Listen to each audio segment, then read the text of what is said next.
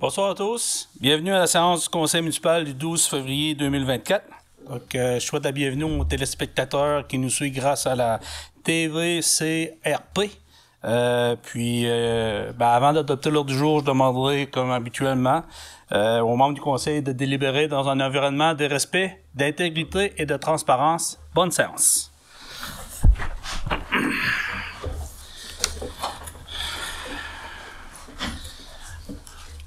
Donc, au niveau de l'ordre du jour, donc, comme on peut voir ce soir, là, Madame Lucie Nicolas n'est pas présente, là, à justifier là, son absence là, auprès de la greffière.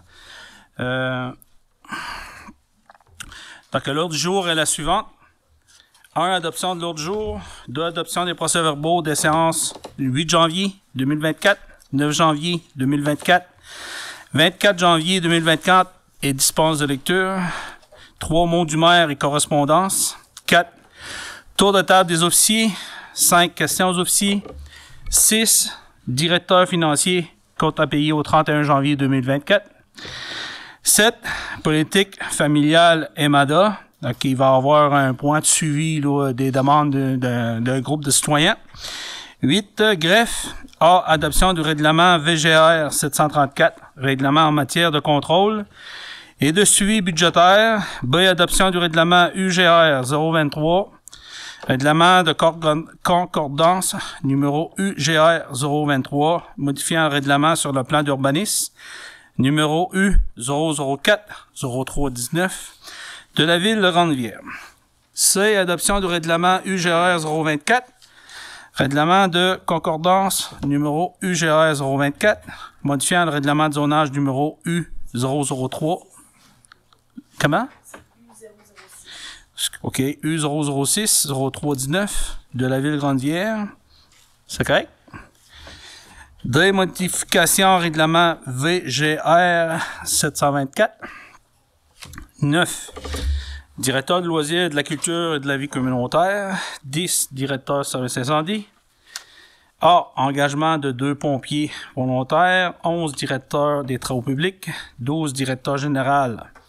A. Croix-Rouge canadienne, contribution financière annuelle 2024-2025.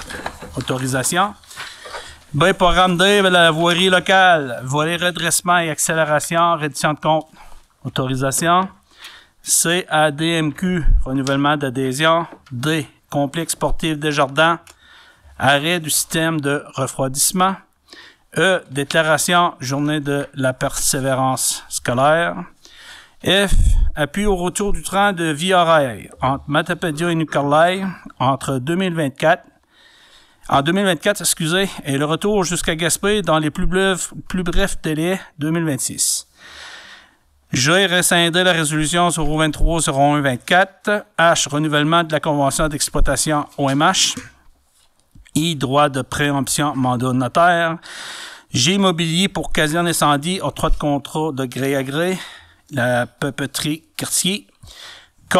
Programme pour l'élaboration des plans de protection des sources d'eau potable. PEP, PSEP.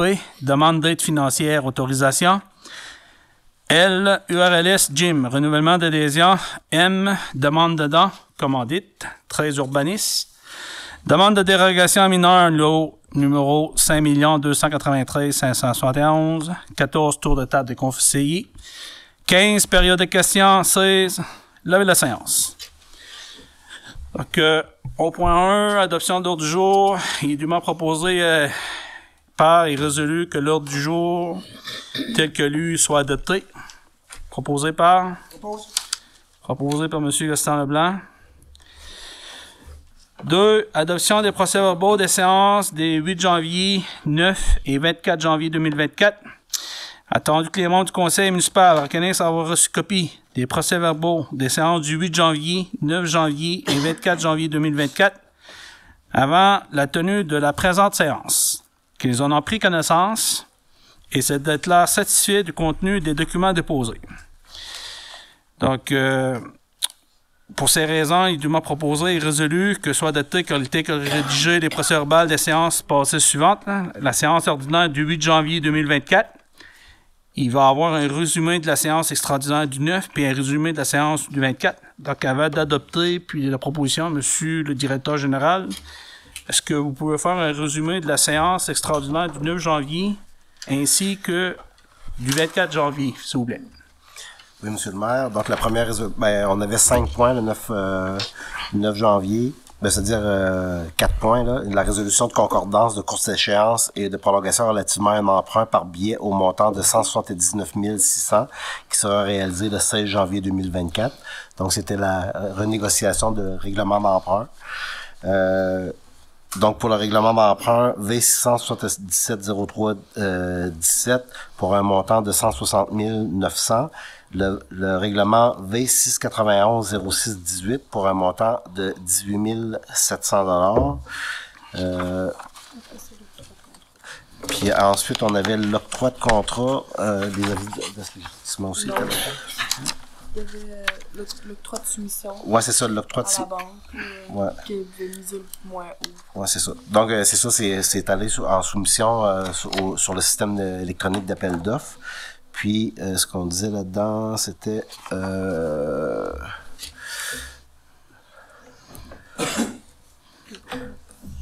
l'autre page. Fait que oui, c'est ça. C'est qu'il y avait 2 soumissionnaires. Il y avait la financière Banque Nationale Inc. Pour un prix de 98,29, coût réel 4,9%. La Caisse des Jardins du Littoral gaspésien, prix 100 $, coût réel 5,07. Donc, attendu que le résultat des calculs réels indique que la soumission présentée par la firme financière Banque Nationale Inc. est la plus avantageuse. Pour ces raisons, que la Ville de Grande-Rivière accepte que l'offre qui lui est faite de financière Banque Nationale Inc. pour son emprunt par billet en date du 16 janvier 2024 au montant de 179 600 effectué en vertu du règlement d'emprunt V677-03-17 et V691-06-18. Ces billets sont émis au prix de 98,29 pour chaque 100 $. Valeur nominale de billets échéant en série de 5 ans, que les billets capital et intérêts soient payables par chèque à l'ordre du détenteur enregistré ou par prélèvement bancaire préautorisé à celui-ci. Donc, on avait seulement 2 soumissionnaires. Ensuite, c'est sûr que là, on avait débuté notre série d'avis d'assujettissement au droit de préemption. On en a fait plusieurs, ça fait que ça a été notre première série. Dans le secteur Grande-Rivière-Ouest, les immeubles situés dans la zone industrielle, dans les zones I1, I5, I6 et I7. Donc, dans le fond, on donnait l'autorisation d'émettre un avis d'assujettissement au droit de préemption à 1, 2, 3, 4, 5, 6, 7, 8, 9, 10, 11, 12 lots. Okay, donc, de toute façon, c'est après qu'il va être il va être adopté à soir, là, le PV. Donc, vous allez pouvoir consulter la liste là, des lots de ces 12 lots-là sur le site web de la Ville à partir de demain. Ensuite, on avait une résolution concernant la caserne d'incendie de Prasim, les ateliers Balzac, architecte, octroi de contrat de gré à gré. Fait que là, je vais vous en faire la lecture pour bien comprendre la situation. Considérant que la firme Vachon-Roy Architecte a mis officiellement fin à ses activités le 31 décembre 2023 pour cause de retraite du propriétaire, considérant que Mme Annie Dion, architecte responsable du suivi des travaux de construction de la caserne d'incendie depuis ses débuts, poursuit sa carrière professionnelle au sein de la firme Les Ateliers Balzac Architecte Inc. Considérant que la Ville de Grande-Rivière désire poursuivre le travail avec la même architecte pour réaliser les dernières étapes du projet, notamment d'effectuer le suivi des travaux correctifs et des quittances, de produire le certificat de paiement final à l'entrepreneur, incluant la retenue, ainsi que le certificat de fin de travaux. Pour ces raisons, il est dûment proposé par M. Gaston Leblanc et résolu à l'unanimité que le conseil municipal autorise le directeur général à octroyer un contrat de gré à gré au montant de 1 200 $ taxes sensu à les ateliers Balzac Architecte Inc. pour réaliser les dernières étapes du projet de construction de la caserne d'incendie dans le cadre du programme Prasim, notamment pour effectuer le suivi des travaux correctifs et des quittances, pour produire le certificat de paiement final à l'entrepreneur, incluant la retenue, ainsi que le certificat de fin de travaux. Ça, c'était pour cette séance-là. Et pour la séance extraordinaire du 25 janvier 2004, À l'ordre du jour, il y avait encore une fois une autre série d'avis d'assujettissement au droit de préemption. Donc, c'était le mandat, l'autorisation du mandat. Encore là, dans cette résolution-là, ça concernait le droit de préemption pour les immeubles situés dans le périmètre d'urbanisation de la ville de Grande-Rivière. Donc, c'était plus dans le secteur du centre-ville. Fait que, dans le fond, il y avait 1, 2, 3, 4, 5, 6, 7, 8, 9, 10, 11, 12, 13, 14, 15, 16. Donc, 16 immeubles qui étaient visés par cet avis d'assujettissement-là. Fait qu'encore là, le numéro de lot avec les propriétaires et les adresses seront publiés sur le site de la ville demain. Puis les avis, là, dès qu'on va avoir le droit de les déposer au registre foncier, là, ça va être le plus tôt possible. Ben là, les lettres vont être envoyées par courrier enregistré aux propriétaires. Puis avec ça aussi, on en a apporté un exemple. Toutes les documents d'information pour expliquer c'est quoi. Là, on s'en va pas faire une expropriation. C'est un outil qui est mis à la disposition des municipalités depuis 1 an et demi déjà, que plusieurs municipalités ont utilisé. Puis nous autres, dans le cadre surtout du projet de zone d'innovation, mais on se devait d'au moins dire pour quel terrain on avait de l'intérêt, puis pour quelles raisons aussi.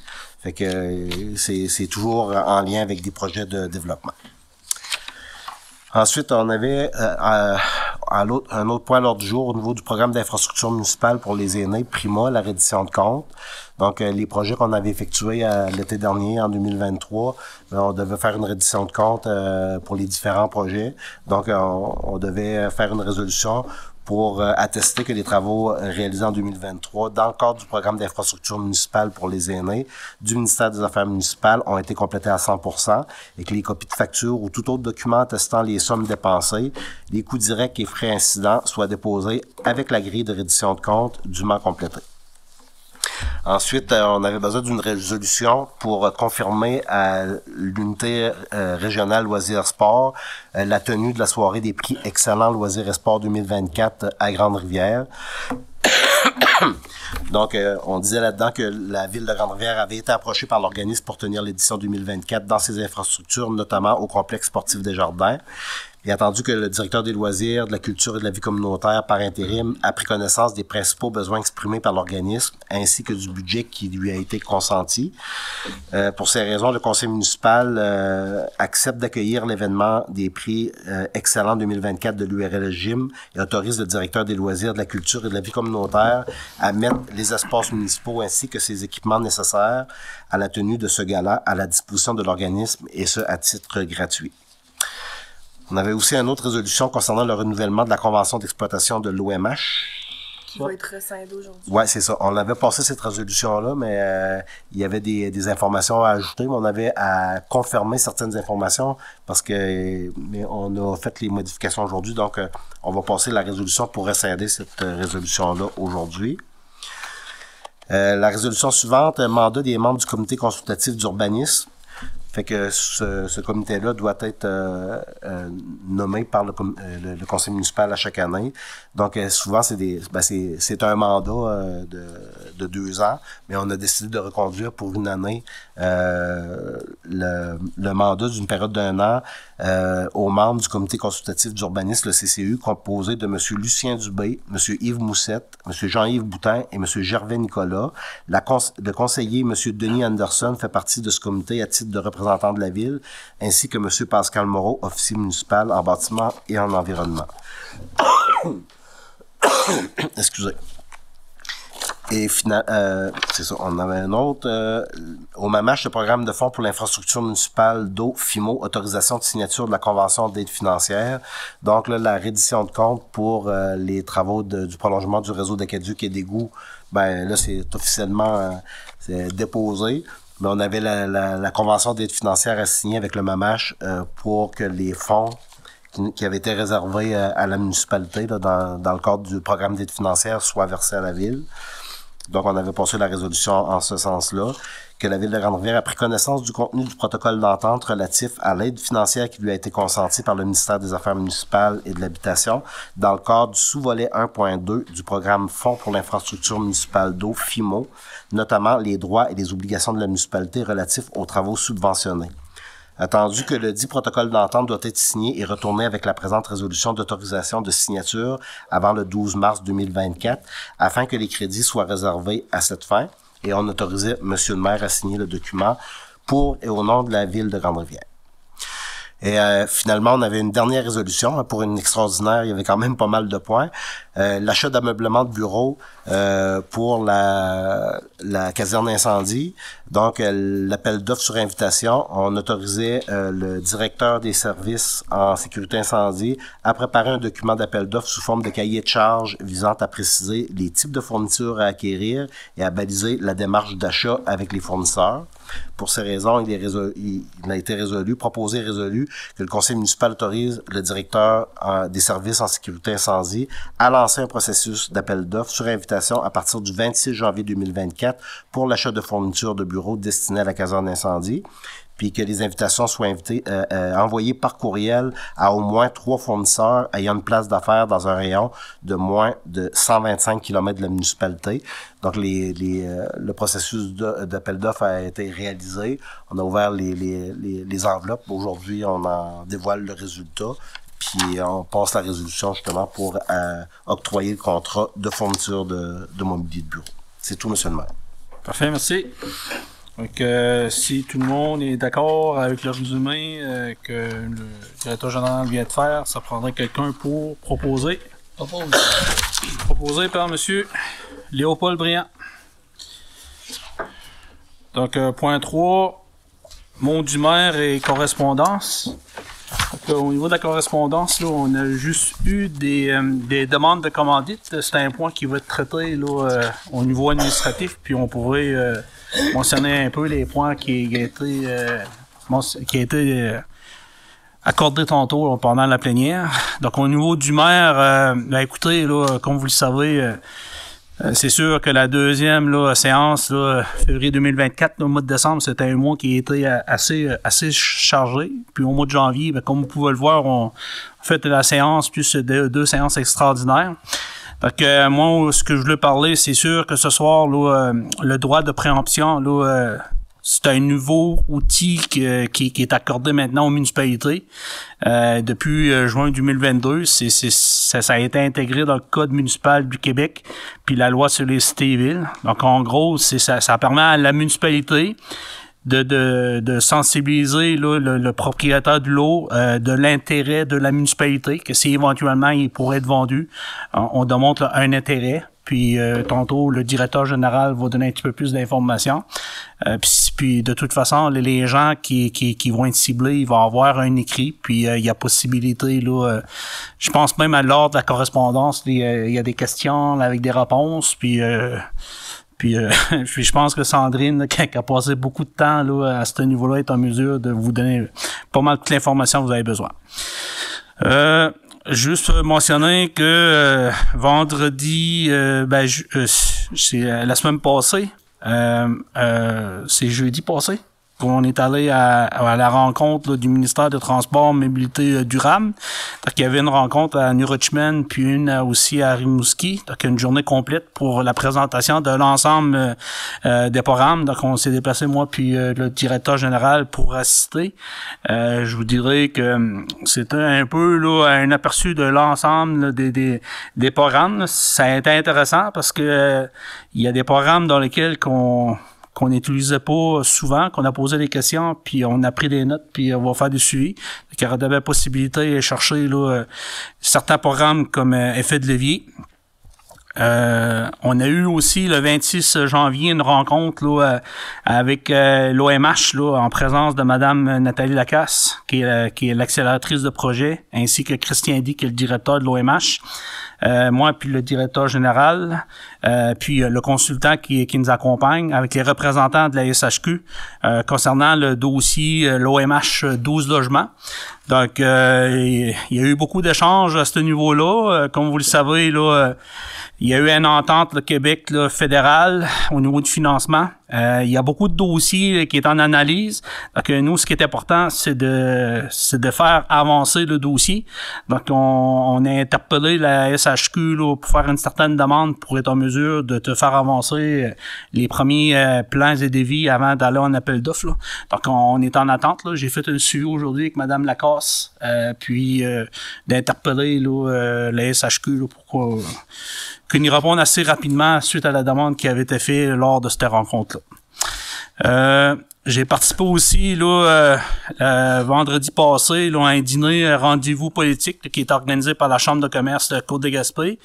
J'ai eu l'honneur d'être assis à la table là, la table d'honneur avec les élus suite à la visite du ministre Pierre Fitzgibbon puis de la ministre régionale Madame Maïté, ainsi que notre député là, du secteur comté de Gaspé, M. Stéphane Sainte-Croix. Donc, on a échangé là, sur certains dossiers, mais comme vous le savez, nous, on est allé là, faire un peu surtout sur le dossier du projet de zone d'innovation en collaboration avec Rimouski. Puis je pense que l'allocution de M. Sainte-Croix fait en sorte, là, démontre que ce projet fait partie des priorités régionales. Donc, on est toujours sur le fine-tuning, mais ce que la partie, là, les prochaines étapes, ça appartient plus au niveau politique. Donc, c'est sûr, certain qu'on attend avec impatience là, le dénouement de ce gros projet-là qui va être important beaucoup pour notre secteur ainsi que pour la municipalité. Plamada, on a eu, il s'est terminé au 31 décembre, il y a un comité qui est mis en place, on a eu des demandes de citoyens. Donc, juste pour information, quand ça va arriver le temps tantôt d'en parler, là, on a eu certaines discussions là, pour mettre des choses en place. Là. Au moins, on peut être en mesure de pouvoir avoir certaines acquisitions qui seraient en place là, à partir de cet été. Au niveau du comité de loisirs, je vais vous laisser là, M. Baudin expliquer, mais ce qui me concerne, là, il va y avoir l'Assemblée générale annuelle le 26 février. Donc, souvent, on se fait interpeller quand on voit des consultations, soit par des jeunes, Carrefour Jeunesse Emploi, souvent les jeunes, là, ils nous font peur que ce ne sont pas nécessairement ciblés. Je pense que ce qui est intéressant, c'est qu'on a défini des postes cette année par strate d'âge. Donc, juste pour vous dire, 18-35, là, il y a 2 postes qui sont disponibles. Donc, nous, c'est sûr et certain qu'on aimerait s'assurer d'avoir une meilleure représentation de la collectivité. On va avoir des gens, on veut connaître là, votre input. On veut vous assurer que vous êtes assis à la table. Donc, je pense que les jeunes qui disent qu'ils n'ont pas nécessairement la place là, au niveau prise décisionnelle, mais je pense que c'est une super de belle expérience. Donc, pour les jeunes qui seraient intéressés, j'interpelle autant les jeunes, là, même à les étudiants à l'école des pêches, là, si vous voulez avoir de l'information, je pense que ça serait bien de communiquer avec Tommy, notre directeur loisirs. De toute façon, là, M. Baudin va vous donner un petit peu plus d'informations tantôt. Je sais qu'au mois de janvier, là, il y a eu le début aussi d'une formation là, accélérée à Charpentier-Menuisier, à Grande-Rivière. Il y a eu beaucoup d'efforts d'intervention politique à ce niveau-là. Comme vous le savez, là, le cours Charpentier-Menuisier, le DEP, il se donne maintenant à Bonaventure, mais avec la formule que le gouvernement de la CAQ a voulu mettre en place, là, des formations accélérées, c'est Grande-Rivière puis Matapédia là, qui avaient été ciblés. Donc, présentement, on a des gens qui suivent une formation, puis de notre côté, on va s'assurer qu'on puisse là, maintenir là, qu'il y ait une continuité là, s'il y a encore là, des argents dans ce sens-là. Parce que ce qui est intéressant, ce genre de formation-là vient répondre à un besoin. Puis pour moi, ce qui est important, c'est donner une formation de proximité. C'est sûr que Bonaventure, on dit que c'est à 1 heure, sauf que quand c'est à 5-10 minutes là, de ton endroit, là, donc c'est plus facilitant puis plus accessible pour la population de pouvoir accéder à la formation. Je parlerai aussi, là, j'ai aussi un citoyen qui s'est présenté là ici à la municipalité aujourd'hui, nous faire part, semblerait-il qu'il y a encore de la sollicitation là, par des vendeurs itinérants Il semblerait-il qu'il y a des gens qui interpellent là, pour au niveau des thermopompes. Donc, je veux juste vous faire part, c'est que ici, là, présentement, là, il n'y a pas, à preuve du contraire, là, il y a personne qui a fait de demande de permis là, puis de toute façon, il y a juste un secteur qui est identifié. Donc, moi, je veux juste là, éveiller la population, c'est que surtout les personnes âgées, si vous vous faites solliciter au niveau de la vente de thermopompes, puis si vous vous faites poser des questions, avoir accès un peu à votre rapport d'impôt, etc., je vous le mentionne, là, soyez vigilants, puis donnez surtout pas votre numéro d'assurance sociale. Donc, puis avant de prendre une décision, je vous invite à communiquer directement avec la greffière. Il y a déjà un dossier qui est ouvert, qui est toujours en cours. Donc, je veux juste m'assurer que la population passe le message là. Au niveau de la vente là, d'itinérance, là, il y a rien qui est accepté, puis il y a personne qui a eu un permis délivré dans ce sens-là. Est-ce que je me trompe, monsieur le directeur général? C'est juste que les techniques se précisent à chaque année. C'est que là, cette année, c'est qu'on vous interpelle par voie téléphonique. Donc, lorsqu'on prend rendez-vous avec vous de façon téléphonique, là, on vient un peu légitimer la visite. Ouais. Fait que là, c'est comme si vous acceptez au téléphone. On s'est pas présenté directement chez vous sans vous téléphoner. Parce que ça, c'était ce qu'ils faisaient l'année passée, c'était de la sollicitation pure et simple. Puis ça, ça venait à l'encontre de notre règlement. Mais le fait qu'on vous propose un service au téléphone, puis après ça, on planifie avec vous une visite chez vous, ben là, c'est comme si vous acceptez de les recevoir chez vous. C'est là, ça fait toute la différence. C'est une nuance, là. Mais c'est juste que là, on a pris rendez-vous, puis là, vous avez accepté au téléphone de les recevoir chez vous. Mais ce qui arrive, c'est que c'est des vendeurs qui sont prêts avec des contrats de vente déjà préparés. Puis, l'important, c'est que si vous sentez qu'on vous vend un produit sous pression, prenez le temps d'y penser. Acceptez pas puis parce que l'année passée c'était un peu comme une chasse aux sorcières parce qu'après que le contrat de vente était signé, ben là il a fallu qu'on assiste plusieurs personnes pour le faire annuler. Fait qu'il embarquait dans le jeu de ces vendeurs là. Puis après ça, ben là c'est ça, on a passé beaucoup d'heures à assister ces personnes-là, puis à faire aussi des déclarations à la Sûreté du Québec. Puis après que des informations aussi personnelles qu'un rapport d'impôt a été donné avec les numéros d'assurance sociale et tout. Mais qu'est-ce qu'ils ont fait avec les informations après, ça, malheureusement, on peut pas le contrôler pour vous. Donc, c'est ça, je pense que la précision est importante. Là, c'est que quand on parle là, de la vente là, itinérante, c'est quelqu'un qui se présente chez vous, que vous avez pas pris rendez-vous, il arrive là, à l'improviste, puis il veut vous vendre quelque chose. Ça, là, ils ont pas le droit de le faire. Par contre, si sur Facebook, vous avez cliqué puis que vous avez rencontré en contact ou même par téléphone, vous vous êtes entendu pour avoir une rencontre puis d'avoir plus d'informations sur le produit, puis que vous vous êtes entendu avec le représentant pour se présenter chez vous, ben là, c'est pas la même chose. Là, il y a un consentement entre les deux parties. Là. Donc, il faut juste faire attention là, à ce niveau-là, parce que l'an passé, c'est ça qui est arrivé, c'est qu'il y a des gens là, qui sont fait solliciter par téléphone, ils ont répondu après des contrats, puis suite à ça, quand on a eu des messages, bien là, il y en a qui ont eu des doutes. Là. Donc, il faut juste faire la différence. Mais, en tout cas, moi, la seule chose que je veux juste vous dire, c'est que s'il y a quelqu'un qui se présente avec une carte, avec un permis, puis dit qu'il y a eu l'autorisation de la ville, puis que vous avez jamais pris contact avec la personne, ben, dites-vous là, que c'est pas légal.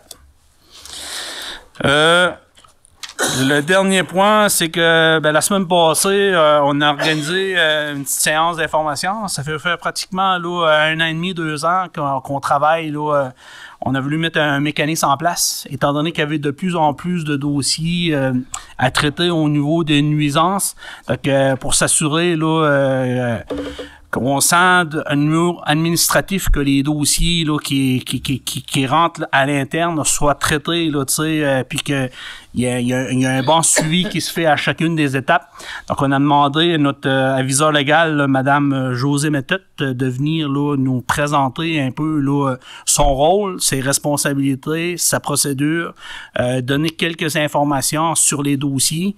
Puis je pense que ça a permis aussi à l'ensemble des conseillers de poser certaines questions, qu'elle est en mesure de donner certaines réponses. Donc, pour être en mesure de bien comprendre le processus. Puis, je pense qu'après la séance, tout le monde avait apprécié là, de voir un petit peu parce que souvent des dossiers administratifs puis légal, c'est un processus, des fois, c'est lent. Puis, il y a des gens, des fois, que oui, il y a l'administratif, mais il y a des fois, c'est des dossiers civils, donc il y a une distinction. Donc, quand c'est un dossier civil, ben, il y a possibilité d'avoir de l'aide là, comme des organismes comme services de proximité. Donc, c'est des informations qui ont été partagées, puis ça, je pense que pour les personnes âgées, souvent, là, si vous avez besoin d'informations au niveau du droit, là, ben, service de proximité, là, c'est un service là, qui est en place. Puis, je pense qu'on pourra peut-être même le mettre là, sur notre site web, là, avec le numéro de téléphone pour être en mesure de rentrer en communication avec l'organisme. Donc, moi, ça fait pas mal de tour là, de ce que je voulais parler ce soir. Donc, je passerai la parole aux officiers, au directeur général, M. Ken Moreau. Okay. Je commencerai peut-être par quelques points là, qui touchaient les dossiers de Mme Nicolas, parce que vu qu'elle était absente, là. Il y avait un dossier qui tenait à cœur, c'était celui du Airbnb. Fait que c'est les résidences de tourisme. Fait que là, on voit depuis quelques semaines les gens qui commencent à se préparer à la saison estivale, puis qui ont mis à la disposition du tourisme des appartements, des parties de maison, tout ça. Fait que on veut juste vous aviser que depuis le mois de novembre, on a adopté un règlement. On a travaillé ça en équipe pour essayer d'établir quelles seraient les meilleures zones de la ville, parce que la ville au complet ne peut pas accueillir des Airbnb dans toutes les zones, il faut les identifier. Donc, on a proposé des zones, on a travaillé ça, on a pensé à quelles seraient les meilleures zones pour le permettre. Donc, le règlement, il est maintenant adopté, il est disponible sur le site Internet. Puis, avant de vous afficher publiquement, assurez-vous, que vous êtes que vous avez fait une demande de permis de tourisme. Parce que, déjà là, de vous afficher, ben, vous vous exposez à certains désagréments. Bien, on a travaillé avec des citoyens qui étaient même pas au courant de la loi fiscale à ce niveau-là, puis même le ministère du Revenu, quand il frappe à votre porte pour vous dire excusez-moi, là, vous avez loué pendant on a vu que vous étiez affiché pendant plusieurs années, pas de permis, pas de déclaration en plus. Fait que là, ben, il y a des gens qui se sont ramassés avec des amendes salées. On peut voir un revenu qui est alléchant d'un appartement ou d'une résidence secondaire. Par contre, il peut avoir aussi des côtés très négatifs à ce côté-là. Ça fait que on n'est pas là pour dire aux gens de ne pas le faire, mais on est là pour vous conseiller parce que le règlement, il va dans ce sens-là. On est là pour essayer de rendre la chose légale, de le permettre dans certains endroits. Mais si vous voulez vous improviser locateur de logement de tourisme, ben assurez-vous d'être légal parce que dès que vous vous affichez publiquement sur un réseau social ou sur une page web ou quelque chose, ben là vous laissez une trace. Pas juste à la municipalité mais là, c'est parce qu'on dirait que depuis que le règlement il est actif, on fait un peu on est un peu comme victime d'une chasse aux sorcières parce que là, les gens vérifient si ce logement-là a un permis ou si dans une zone qui est permise. Fait que, tu sais, puis dès qu'on a des déclarations, on fait des vérifications, bien entendu. Fait que, tu sais, allez voir sur sur notre site, le site web de la municipalité, le règlement UGR 020. Puis ça vous fait une description, là, on est capable de le voir visuellement, quels sont les secteurs, où est-ce que c'est permis. Puis si jamais vous n'avez pas fait votre demande de permis de location de logement de tourisme, je vous invite fortement à le faire rapidement. Ben, ça dépend, c'est dans les zones qui est permissible de le faire. Oui, qui est permis. Parce qu'il y a des zones qui étaient identifiées que c'est pas permissible. Les zones là, identifiées, là, c'est les zones M1, RU7. Quand on les dit de même, ça n'a pas de l'air, mais on est capable de les voir directement, là, visuellement sur notre site. Sont identifiés, on est capable de les voir visuellement. Si vous me permettez, là, je voudrais juste rajouter un complément d'information, là, c'est que on a décidé d'aller dans ce sens-là avec le fait que, comme vous le savez, là, il y a de moins en moins de logements de disponibles sur le territoire. Donc, on est un peu en pénurie de logements. Donc, on veut juste s'assurer là, que quand il y avait des ventes de maisons, ben, dans le monde idéal, nous, le conseil, après l'édition, qu'on priorisait là, l'arrivée, l'installation permanente là, des gens dans notre municipalité. Puis, on a décidé de mettre en place là, le point un petit peu plus solide que le gouvernement du Québec là, nous permettait de faire. Parce que c'est sûr, certain qu'il y a un règlement qui est en place. Donc, j'invite les gens, comme le directeur général l'a mentionné, de vérifier si vous êtes sur le territoire, si vous êtes dans le secteur. Si vous êtes dans le secteur, ben faites la demande pour avoir votre permis. Parce qu'avec le règlement qui est en place, c'est que s'il y a des gens là, qui se manifestent directement à l'organisme, ben il y a un processus qui se met en place. Donc, puis le dossier logement en général, c'est un dossier qui bouge très vite. Là. Juste pour vous dire, là, la MRC a donné un mandat à la firme Raymond Chabot Grant Thornton pour mettre à jour l'étude de 2021 qui avait été faite. Fait que là, la réalité là, a déjà changé sur le coût de construction d'un logement, sur plein d'aspects du logement. Puis il y en a un, là, tu sais. En l'absence du directeur des travaux publics, puis en faisant mes tournées de rue le soir, la nuit, je m'aperçois qu'il y a plusieurs maisons unifamiliales qui étaient habitées par des grandes familles, puis que même maintenant, il n'y a plus personne dedans. Mais ils sont même pas habités. Fait que ça, c'est on a participé justement à cette étude-là le 14, mercredi. Fait que je vais essayer de faire un dénombrement là, des maisons sur plusieurs rues où il n'y a pas beaucoup de vie, là, il n'y a plus beaucoup d'action dans ces maisons-là, puis d'essayer de se faire une tête de combien de maisons qui pourraient être habitées et qui le sont pas. Tu sais, c'est des points qu'on n'a même pas abordés dans la première étude. OK, c'est ça, là, on parlait du Airbnb. Au niveau des activités MADA, ça, c'est des activités qui sont très courues, là. Puis, je voulais vous dire que le comité MADA invite, là, le 26 janvier 2024 au 31 mai 2024, soit pendant 18 vendredis consécutifs, au complexe sportif des Jardins, les personnes âgées à venir... Aviez-vous ce message-là à passer? Oui. Ben, gars, je te laisse ça, parce que j'en ai plus qu'en masse, Gaston. OK? Je te laisse ce petit bout-là. Au niveau des travaux publics, c'est sûr que là, je mets mon chapeau de directeur par travaux publics, des travaux publics en remplacement de M. Philippe Moreau. Là. Fait que cette semaine, là, on a commencé des travaux de déglaçage des rues du secteur ouest. C'est comme entre les 28 et les 40, ça avait glacé, c'est des secteurs à l'ombre. Il y a eu c'est sûr qu'il y a eu quelques réactions ce matin parce que les entrées étaient... il y avait de la glace des entrées, mais on est allé régler ça assez rapidement. Ce soir, ça va être les trottoirs à déglacer aussi. On a eu de la pluie cette semaine, fait que c'est encore une fois un mois de février qui était un peu bizarre avec des des variations de température assez importantes. Fait qu'avec de la pluie en fin de semaine, donc on va déglacer les trottoirs ce soir.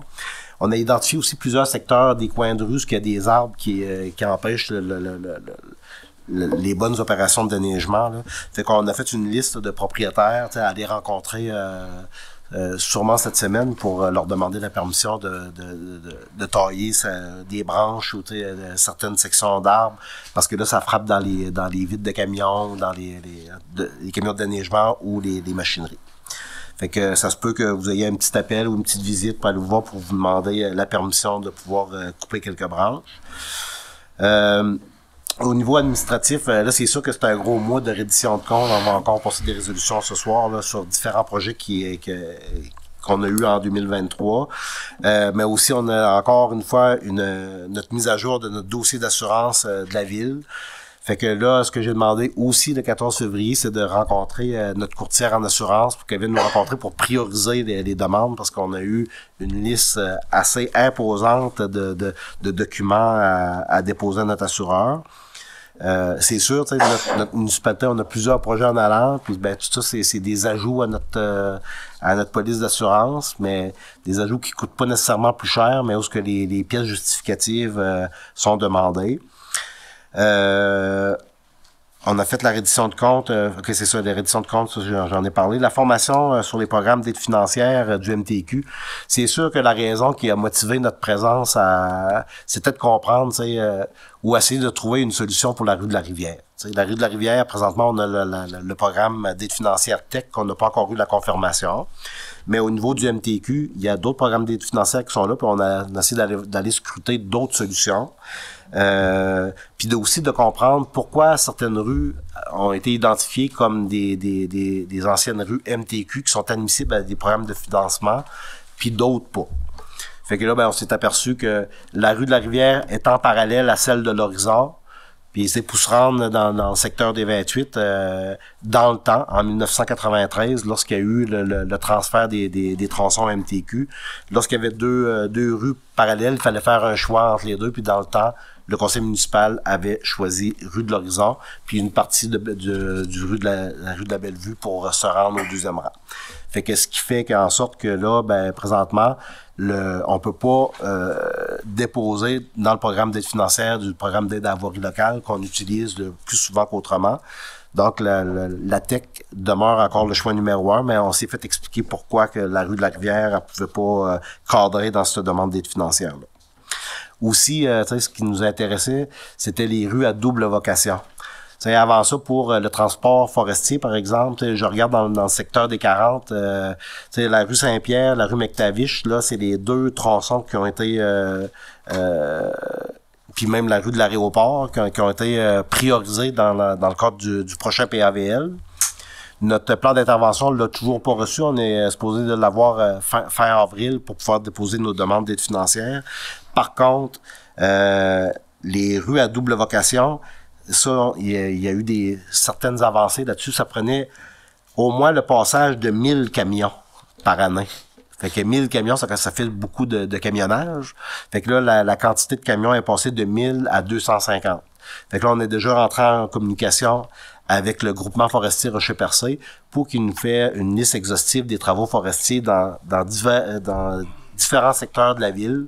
Puis là, cette année, même si c'est ponctuel, 1 an, on a la possibilité de faire une demande financière pour avoir un certain montant pour améliorer nos tronçons. C'est comme par exemple, je regarde la rue du Moulin, quand il y a du bois qui transite par le chemin du club, ben on pourrait améliorer par exemple les ponceaux pour le passage des camions.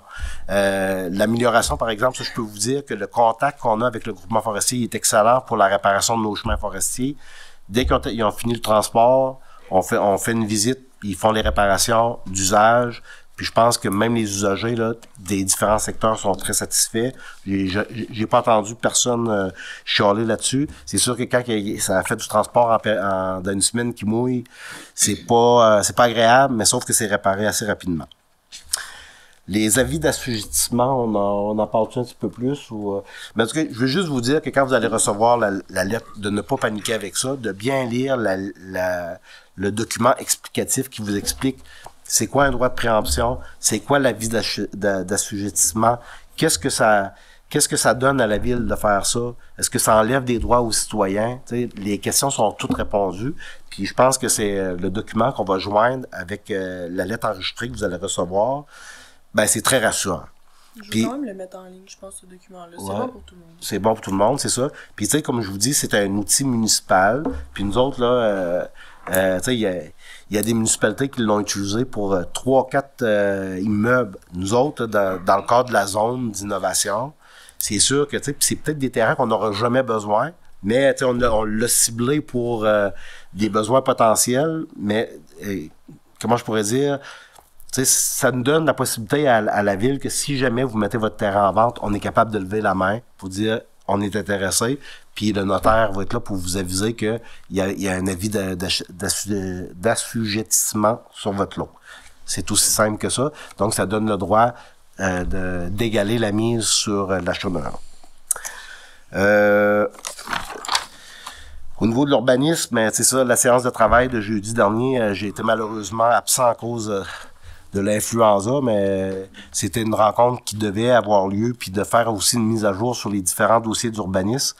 Tu sais, juste cette année, là, on avait plus de 80 dossiers d'ouverts. Tu sais, ça paraît pas pour une petite municipalité de 3400, mais à différents niveaux. Là, tu sais, on dit pas qu'on est rendu à judiciariser tous les dossiers, mais à des niveaux différents.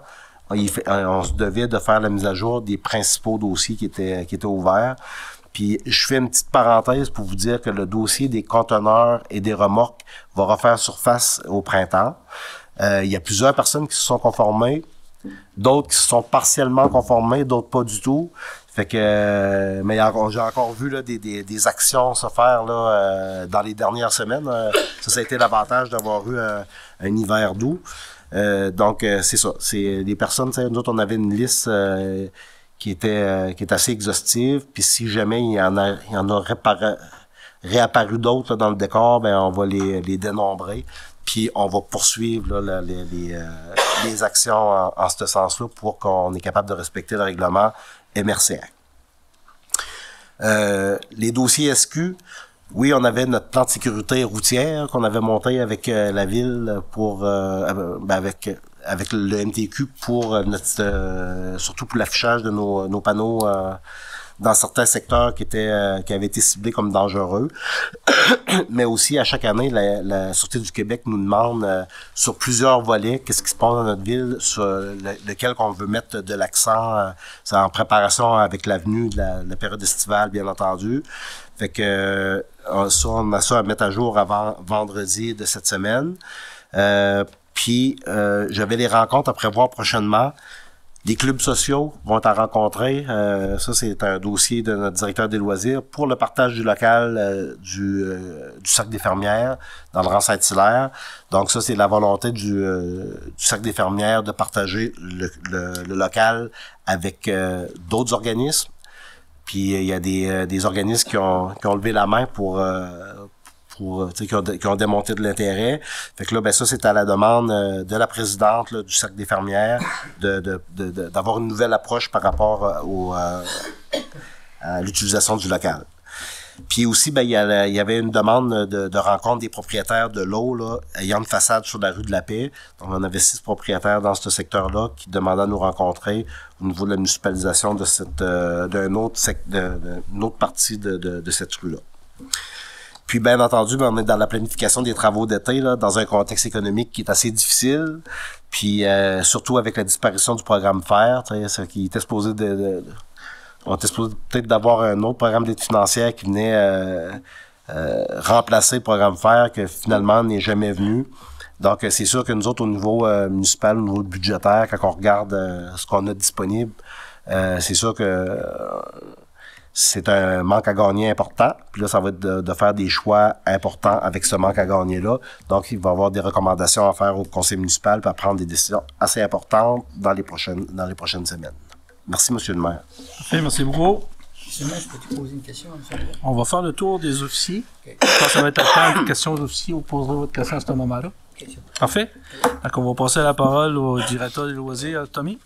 Merci, monsieur le maire. Premièrement, je voulais simplement vous aviser que pour célébrer la Saint-Valentin cette année, la ville a décidé de développer une activité en collaboration avec les comités des loisirs. Donc, en fait, c'est nos séances de patin libre habituelles, sauf qu'on ajoute une petite thématique Saint-Valentin pour ce vendredi 16 février.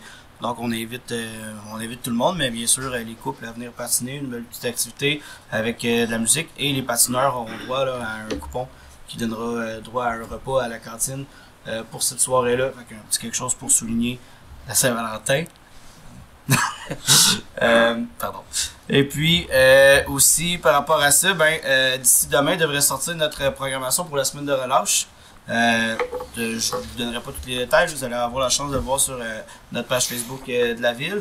Mais entre autres, il y a des activités de plein air, il va y avoir des activités sur la glace à l'aréna, il va y avoir des activités à la bibliothèque, il va y avoir des activités au local des filles d'Isabelle et dans nos deux écoles, donc l'école primaire et l'école secondaire. Aussi, il va y avoir des activités. Toute la programmation va sortir sur nos réseaux sociaux. Et je fais un petit coup de pouce sur ce que vous avez dit, M. le maire, au niveau de la consultation jeunesse par rapport à l'AGA. Je voulais aussi informer la population qu'il y a un projet en ce moment qui est en train de se développer aussi avec l'école secondaire, qui est une espèce de comité consultatif jeunesse, là, où est-ce qu'on va aller demander aux jeunes de 12 à 18 ans de s'exprimer sur différents volets, justement, dans le but, là, encore une fois, de montrer à ces jeunes-là, parce que oui, on a les jeunes du 35, mais on a aussi les plus jeunes qui, souvent, ne peuvent pas nécessairement siéger sur un CA ou sur quoi que ce soit. Ben, on veut leur montrer qu'on est là aussi pour les écouter, puis que leur opinion est importante pour nous.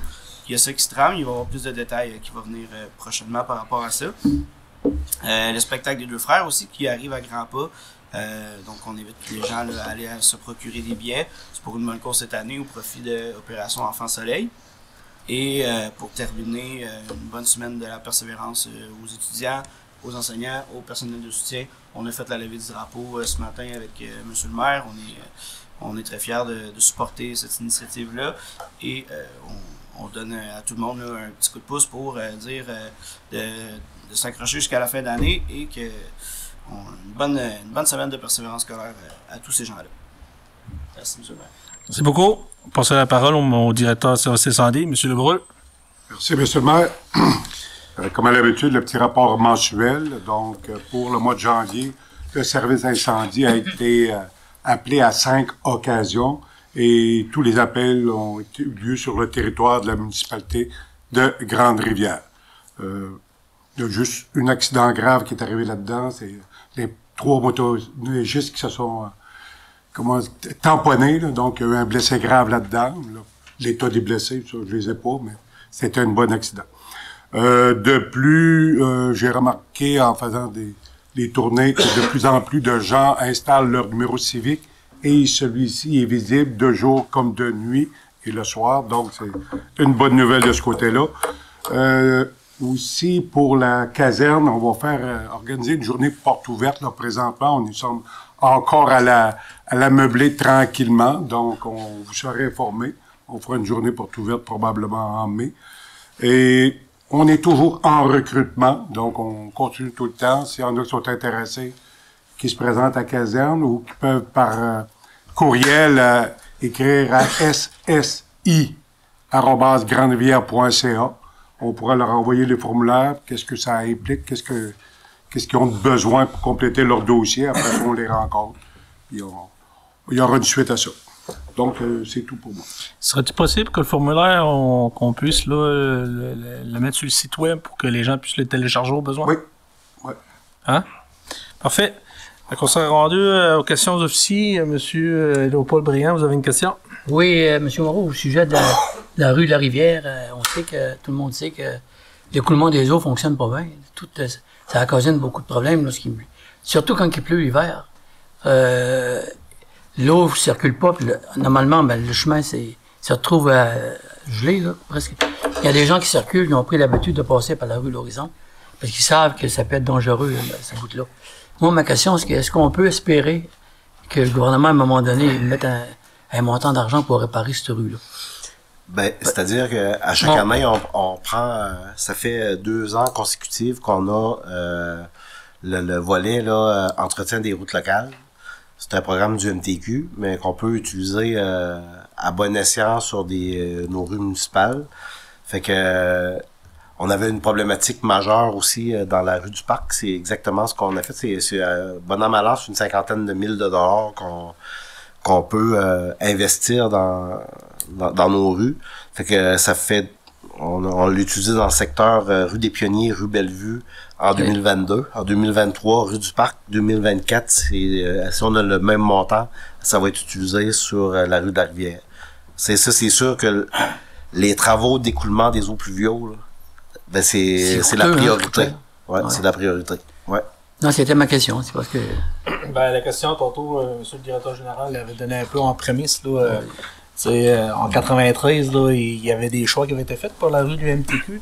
Puis pour la rue de la Rivière, ben là, présentement, à la séance qu'on a eue là-bas, ben, on s'est aperçu que peut-être, là, si on a des projets majeurs, il y avait la TIC. Ben, on a profité aussi du fait que, vu qu'il y avait les élus qui étaient là, puis il y avait le président aussi de la Société de chemin de fer, M. Éric Dubé, qui est maire de Neurochpen, on a échangé avec. Parce que, comme vous le savez, là, avec le retour du train, là, il est prévu là, des travaux majeurs là, à la bouchure du pont. Donc, où il y a la traverse aussi, il y a des fonds spécifiques pour la traverse. Donc, on est allé chercher ces informations-là. Puis nous, ben, dans une planification éventuellement là, pour essayer de relever les chemins, parce que oui, effectivement, là, c'est un peu ça la problématique, ben, on va organiser une rencontre avec la Société de chemin de fer là, pour s'assurer que dans ce secteur-là, on puisse là, l'identifier pour apporter les corrections. Ouais. C'est beau, merci. C'est beau. Merci beaucoup. M. Anderson? Allez-y, M. Anderson. Non, je vais demander à M. Moreau, tantôt vous parliez de la circulation des camions, surtout dans le secteur. Oui. Il est à vie ce secteur-là. Je sais que présentement, ils sont en train de bûcher pas mal en allant vers le... Bon, on appelle ça le 4 puis le 5, nous autres, là, Ouais. en arrière de la rue Saint-Pierre, Ouais. les 40. Là. Prochainement, c'est sûr que le transport de bois va se faire. Ouais. En mars, avril, je ne sais pas. Ben, Quand il va y avoir fait le budget, là. Ça pourra pas se faire. Puis là, c'est une autre affaire. Ouais. La période de dégel, là, c'est pas évident parce qu'ils pourront pas faire de travaux de transport pendant la période de dégel. Puis là, c'est incertain parce que à cause des variations de température, ça se peut qu'elle soit devancée la période de dégel. C'est toujours au mois de mai, pas mal. Juste pour vous dire, là, à partir de lundi, la compagnie Pomerleau qui fait des travaux à Passepébiac sont en manque de roches. Là. Ils veulent sortir 10 000 tonnes de roches 3 à 4 tonnes de la carrière de Grande-Rivière, DJL ici. Fait que là, ils se dépêchent à la sortir là avant que les contrôleurs routiers déclenchent là, la période de dégel. Fait que là, ça veut dire entre 200 et 250 voyages de camions. Fait que là, puis là, ils veulent, ils ont fait ça vraiment correctement. Ils ont envoyé quelqu'un ce matin pour me rencontrer pour savoir quels étaient nos règlements d'urbanisme, à quelle heure ils pouvaient commencer les travaux, c'est quoi dans les meilleures conditions pour le faire, parce qu'il faut que ça transite par la rue de la Source. Donc, j'ai demandé, même si on peut pas interdire l'utilisation des freins moteurs, parce que en plus de ça sera même pas les camionneurs artisans de notre secteur qui va le faire, ça va être du secteur Bonaventure. Fait que j'ai les coordonnées là, de la responsable des camionneurs artisans de la place. Je leur ai dit que si possible, de baisser la vitesse, de pas utiliser les freins moteurs, de respecter les citoyens de la rue, puis on peut comprendre, c'est la carrière, malheureusement, c'est la pierre à transit par là, mais de prendre le maximum de mesures pour que ça touche pas nos citoyens. Ma question là-dessus, justement, pour revenir à la fin de ma question, autrement dit, si le transport se fait comme normalement, mettons que le dégel n'est pas aussitôt qu'il prévoit, là, le transport va toujours se faire comme qu'il était par les années passées, rue Saint-Pierre et la rue de l'Horizon, la rue Pienier, excusez. En principe, c'est supposé. La rue des Pioniers. Ouais. Parce que ça a déjà arrivé souvent qu'il passait par rue Milton. Quand ça passait de nuit, là. C'est sûr. Peut-être, mais ça, on peut pas tout contrôler. Non, mais l'important, c'est que si jamais ça se fait, c'est de demander aux citoyens de déclarer ces situations-là. OK. Tout simplement. Parfait. Ouais. Merci. Merci. Est-ce qu'il y a d'autres questions? J'aurais une question, M. le maire, Oui. au directeur général. Est-ce que vous avez fait les démarches auprès du ministère des Transports pour le monone, le trou en face de l'église? Parce qu'il y a plusieurs personnes qui m'interpellent. Pour ça, ils ont dit Carole, ça fait de port, là.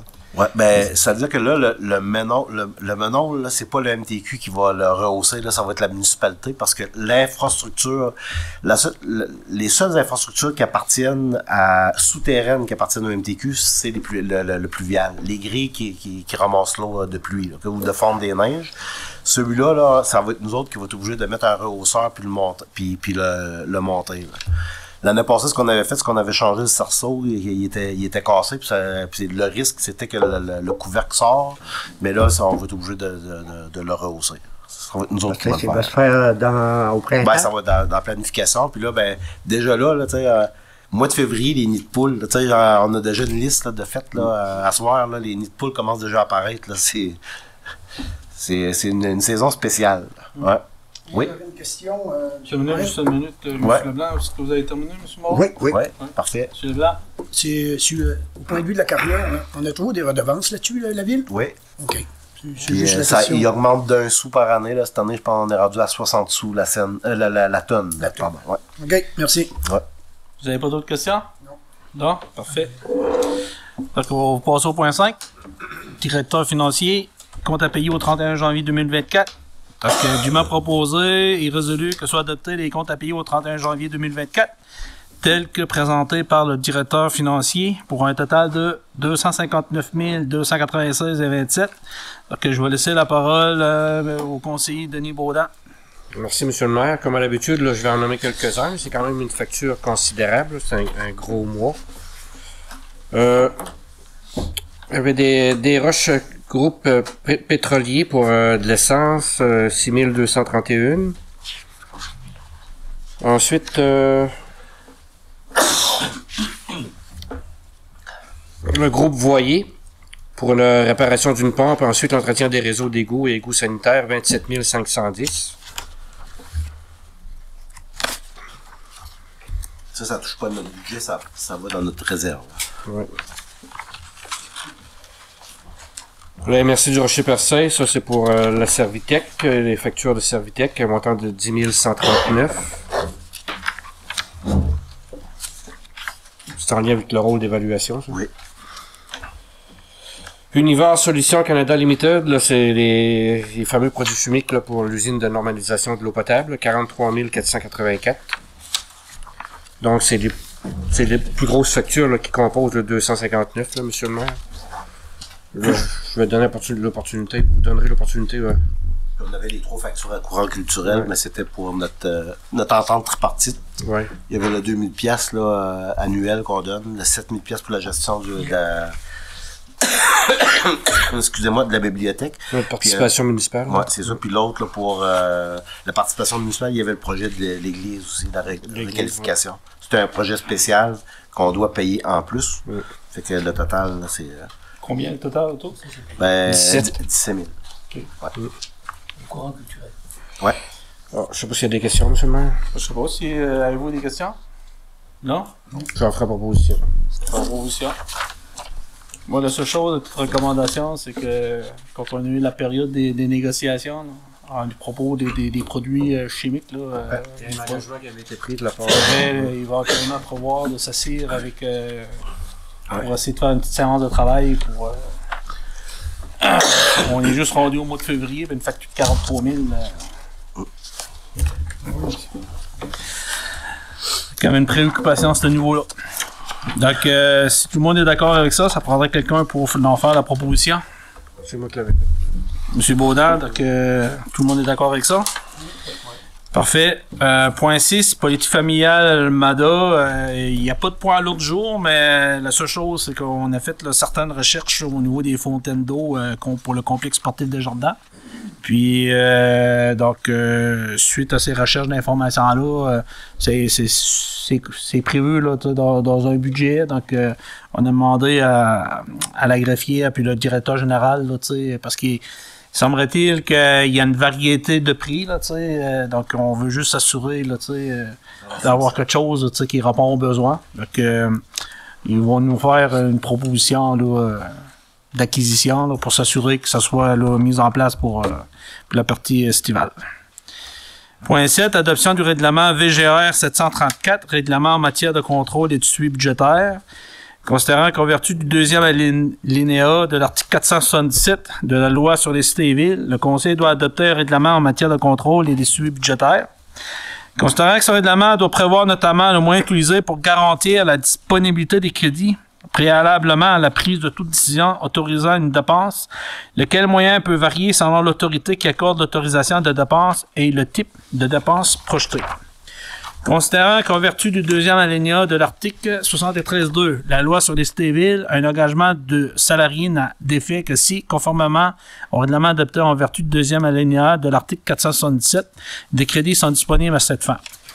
Considérant qu'en vertu du premier alinéa de l'article 477.1 de la loi sur les cités et villes, un règlement et une résolution de conseil qui autorise une dépense n'a d'effet que si, conformément au règlement adopté en vertu du deuxième alinéa de l'article 477, des crédits sont disponibles pour les fins auxquels les dépenses est projetées. Considérant qu'en vertu du quatrième alinéa de l'article 477.2 de la loi sur les cités et villes, une autorisation des dépenses accordée en vertu d'une délégation n'a d'effet que si, conformément au règlement adopté en vertu du deuxième alinéa de l'article 477, des crédits sont disponibles à cette fin. Considérant que l'article 105.4 de la loi sur les cités et villes et le cinquième alinéa de l'article 477.2 prévoient les mobilités de reddition de compte, on conseille aux fins de contrôle et de suivi budgétaire. Considérant qu'un avis de motion, résolution 004-0124 du présent règlement a dûment été donné le 8 janvier 2024, considérant qu'un projet de règlement a été présenté le 8 janvier 2024, pour ces raisons, il est dûment proposé par et résolu que le règlement portant le numéro VGR 734, règlement décrétant les règles de contrôle et de suivi budgétaire, soit et adopté par le Conseil et qui soit statué et décrété par ce règlement, ce qui suit. Que le préambule ci-dessus fait partie intégrante du règlement. Donc, ça prendrait quelqu'un pour en faire la proposition. Proposé par M. Leblanc. Donc, tout le monde est d'accord avec ça? Oui. De telle l'unité.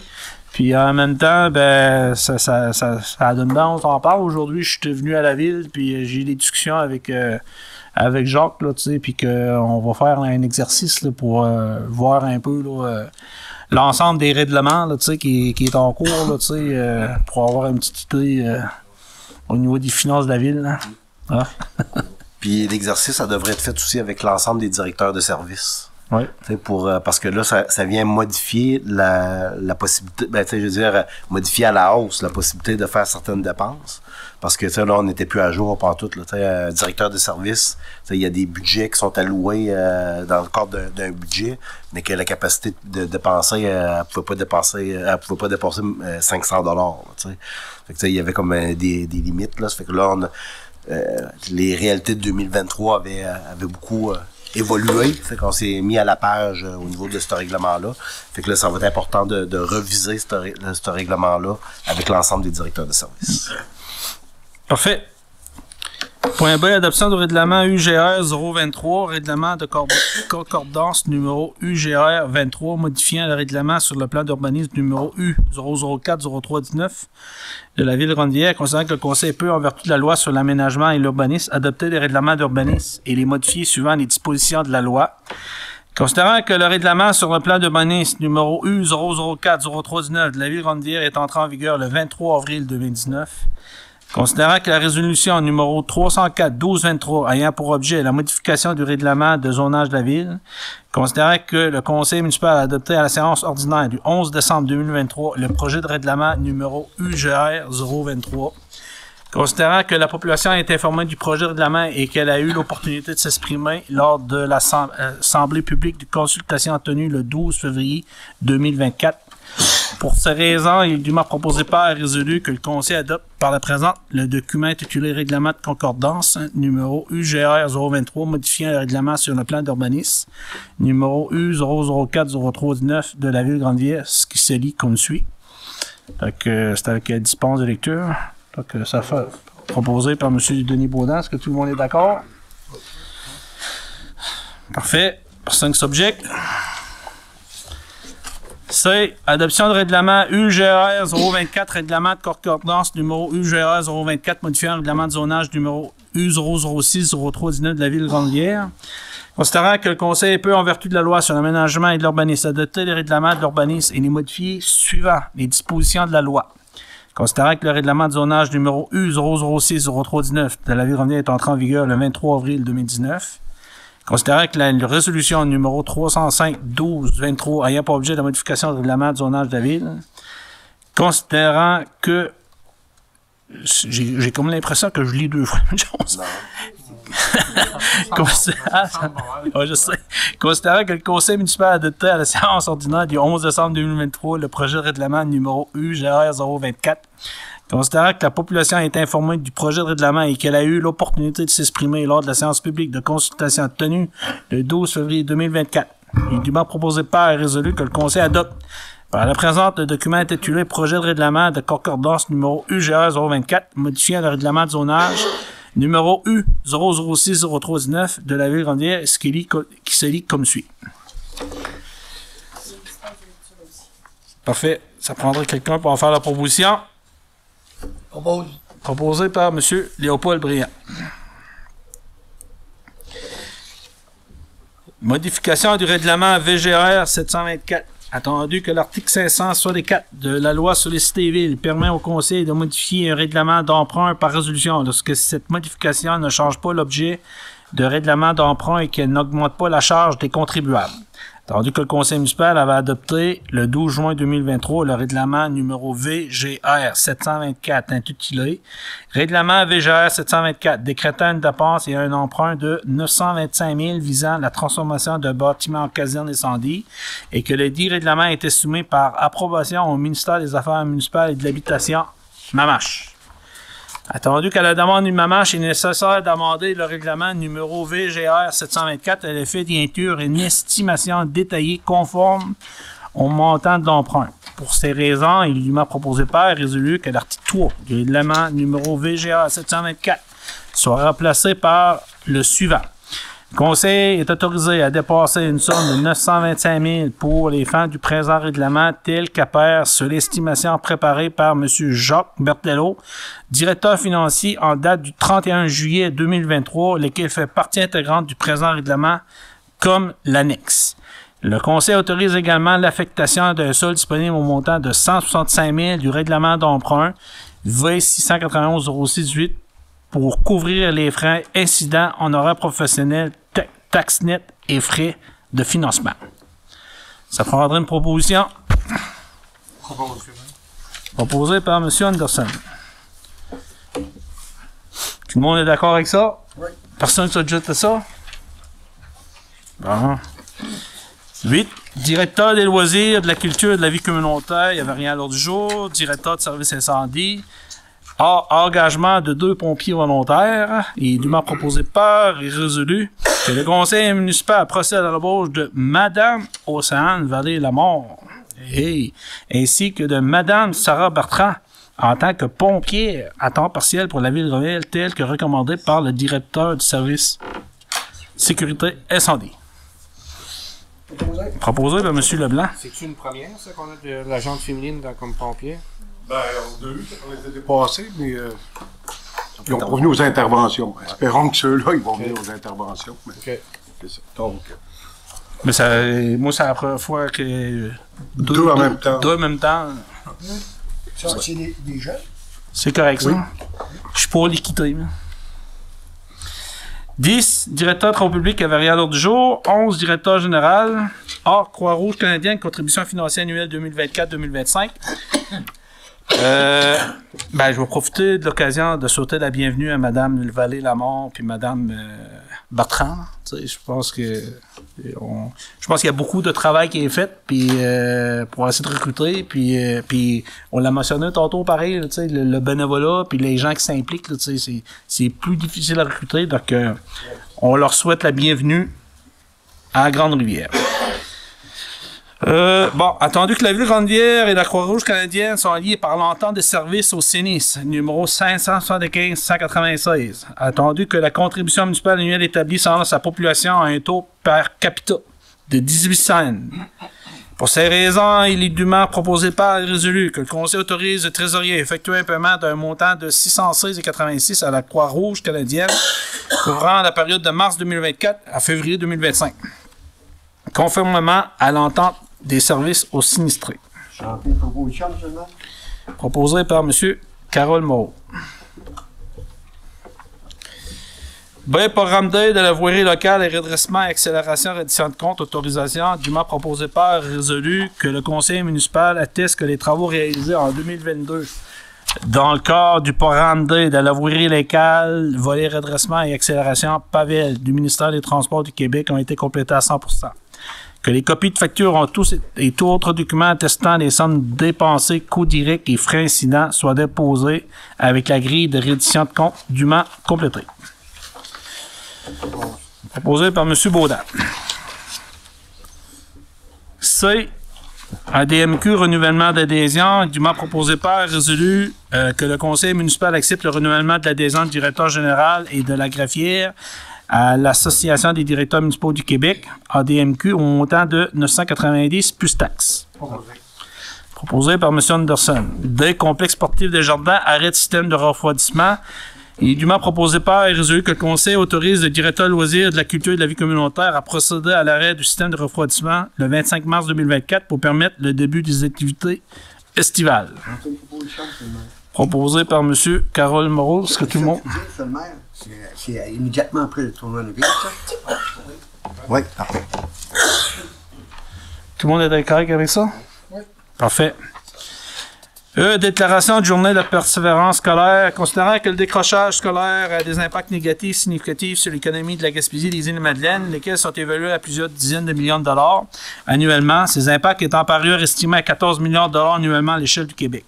Considérant que plus de 25% des jeunes du centre de service scolaire des Chichouks célèbrent leur 20e anniversaire sans avoir obtenu un premier diplôme et une première qualification, considérant plus de 18% des jeunes du centre de service scolaire Rénové célèbrent leur 20e anniversaire sans avoir obtenu un premier diplôme ou une première qualification, considérant que plus de 24% des jeunes du centre de service scolaire Esther Shore célébraient leur 20e anniversaire et sans avoir obtenu un premier diplôme ou une première qualification, considérant que plus de 15% des jeunes des Îles-Madeleine célèbrent leur 20e anniversaire sans obtenu un premier diplôme ou une première qualification, considérant que la réussite éducative n'est plus qu'une affaire concernant exclusivement le monde scolaire, mais bien un enjeu social dont il faut se préoccuper collectivement et qui doit s'amorcer dès la petite enfance et se poursuivre jusqu'à l'obtention par la plus jeune d'un diplôme qualifiant pour l'emploi, peu importe l'ordre d'enseignement.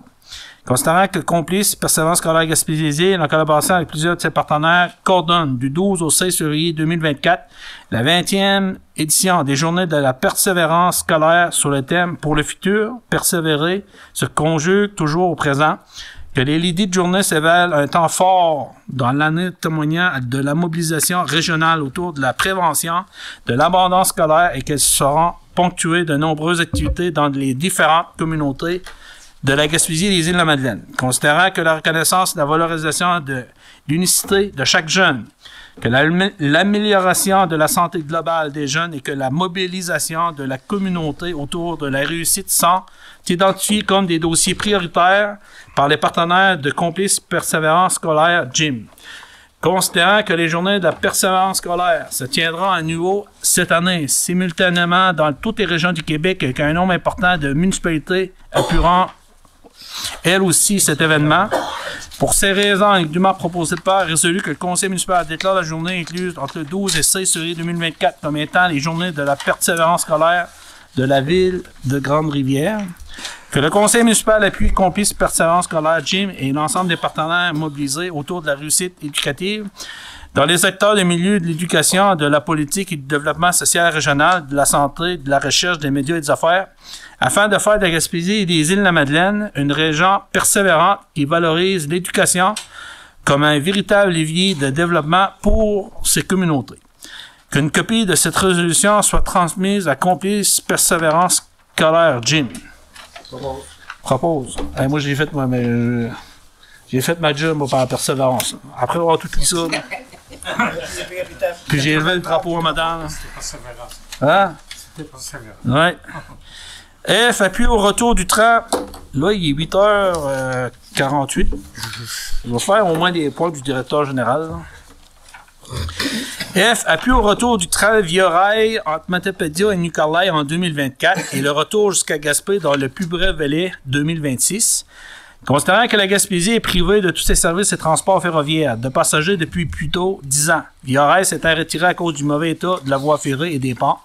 Considérant que cette rupture de service entraîne de sérieux préjudices à la région et à sa population sur les plans sanitaires, économiques et social, considérant que le train en favorisant le passage de la voie individuelle au transport collectif contribue aux efforts du gouvernement du Canada pour le respect de ses obligations nationales et internationales en matière de réduction des gaz à effet de serre. Considérant que le ministère des Transports, de la Mobilité durable a déjà effectué et est en voie de réaliser d'importants travaux d'infrastructure afin de permettre une reprise prochaine du trafic ferroviaire, considérant que l'avancement des travaux de réhabilitation de la voie ferrée et des ponts permettra une circulation sécuritaire des convois, y compris ceux de Via Rail, entre Matapédia et Nicolay d'ici à la fin 2024. Considérant que les installations ferroviaires Nuclear Lake, qui comprennent notamment un triangle de vrillage, conviennent à tout à fait à l'aménagement d'un terminus temporaire à cet endroit, considérant que la société Via Rail comme mission fondamentale d'offrir à la population un service de transport ferroviaire et que tout retard inutile constituerait un renoncement à l'accomplissement de ce devoir. Considérant que la reprise de cette année du service de transport ferroviaire passager entre Matapédia et Nicolai, éventuellement rayé par un transport régional complémentaire, représenterait un gain substantiel pour l'ensemble des régions. Considérant que la population gaspésienne réclame toujours la reprise du service de transport ferroviaire d'un passager jusqu'à Gaspé dès que l'état des infrastructures le permettra. Pour ces raisons, il est dûment proposé par et résolu que la ville de Ranvière demande au gouvernement fédéral ainsi qu'à Via Rail de reprendre le service de transport ferroviaire de passagers entre Matapédia et Nicolai dès 2024. Que le gouvernement fédéral et Via Rail s'engagent à rétablir le service complet entre Matapédia et Gaspé aussitôt que les travaux de réhabilitation des infrastructures ferroviaires seront parachevés et permettront par conséquent la circulation sécuritaire des convois. Proposé par M. Leblanc.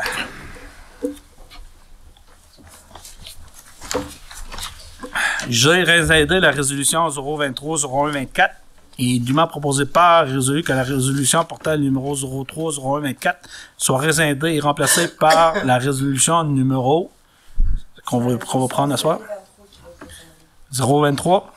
Puis le numéro de résolution, c'est la nouvelle résolution, le nouveau numéro de résolution de celle qu'on va passer après ce point-là. Parfait. Ça prendra une proposition. Proposée par M. Briand. H. Renouvellement de la convention d'exploitation MH. Attendu que les parties ont conclu une convention d'exploitation le 2 juillet 1974 relativement à l'ensemble immobilier T62. Grande-Rivière 001 s'est appelé convention. Attendu que le versement de la subvention prévaut au terme de la convention et conséquemment la convention elle-même doit prendre fin le 31 décembre 2024. Attendu que la mise en œuvre d'un programme temporaire autorisant le financement du déficit d'exploitation de certains ensembles immobiliers du parc d'habitation à louer modique a été approuvé par le gouvernement par décret numéro 1296-2021 adopté le 6 octobre 2021. Attendu que ce programme autorise la société à maintenir en vigueur avec un organisme admissible et pour que chaque ensemble immobilier concerné une convention d'exploitation qui contient substantiellement les mêmes conditions qu'elle existante au moment de son échéance. Attendu que ce programme autorise la société à maintenir le versement de l'aide financière pour subventionner jusqu'à un maximum de 90% du déficit d'exploitation annuel des organismes qui possèdent ou gèrent des ensembles immobiliers dont l'habitation initiale est issue. Attendu que la société souhaite conditionnellement ce que l'ensemble immobilier soit géré et exploité en conformité avec les dispositions de la Convention. Prolonger le versement de cette subvention par la Ville, ci-après mentionné. Attendu que la Ville a été autorisée par résolution numéro, en date du 12 février 2024, à renouveler avec la société et l'organisme la convention provenant de paiement par la Ville de subventions dans une proportion de 10% du déficit d'exploitation de l'ensemble immobilier et ce, pendant toute la durée de ce renouvellement.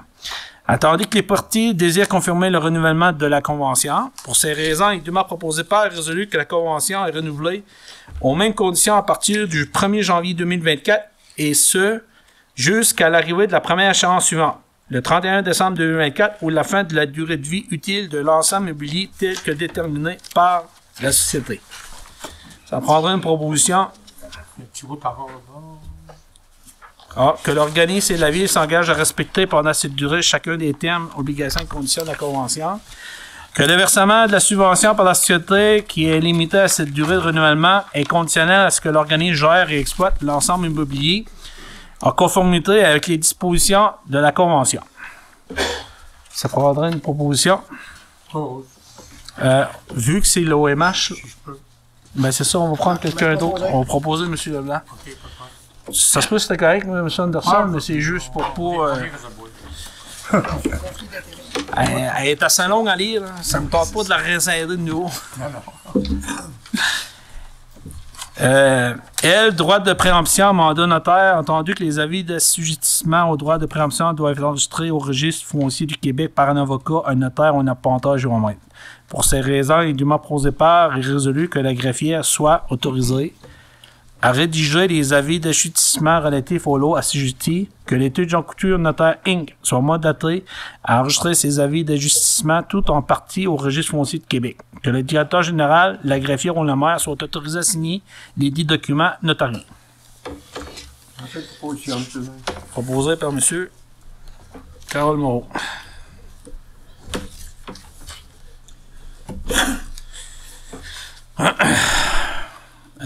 G. Mobilier pour caserne incendie, octroi de contrat de gré à gré, la papeterie Quartier Inc. Attendu qu'un appel d'offres sur invitation a été lancé à 3 commerçants gaspésiens le 29 janvier 2024. Attendu que le 6 février 2024, date d'ouverture des soumissions, la Ville a reçu une soumission dans les délais prescrits concernant l'achat de mobilier, salle de formation pour la nouvelle caserne incendie. Le résultat est le suivant. Papeterie Quartier Inc. 17 279 et 33 taxes en su. Attendu qu'après analyse de l'ITOF et selon ses conclusions, les documents reçus sont conformes et les coûts immobiliers est raisonnable. Pour ces raisons, et dûment proposé par et résolu que le conseil municipal autorise le directeur général à octroyer le contrat de mobilier pour les salles de formation de la nouvelle caserne incendie à l'entreprise Papeterie Quartier Inc. au montant de 17 279 et 33 taxes en su. Proposé par M. Anderson.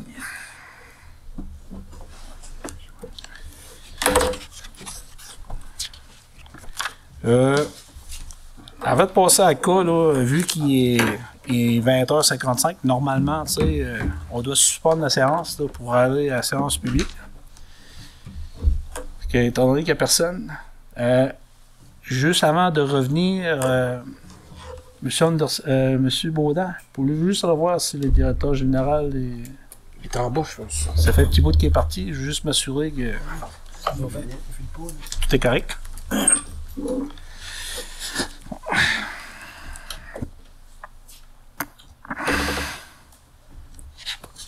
On va juste prendre 5 secondes. On va attendre l'arrivée de M. Baudin.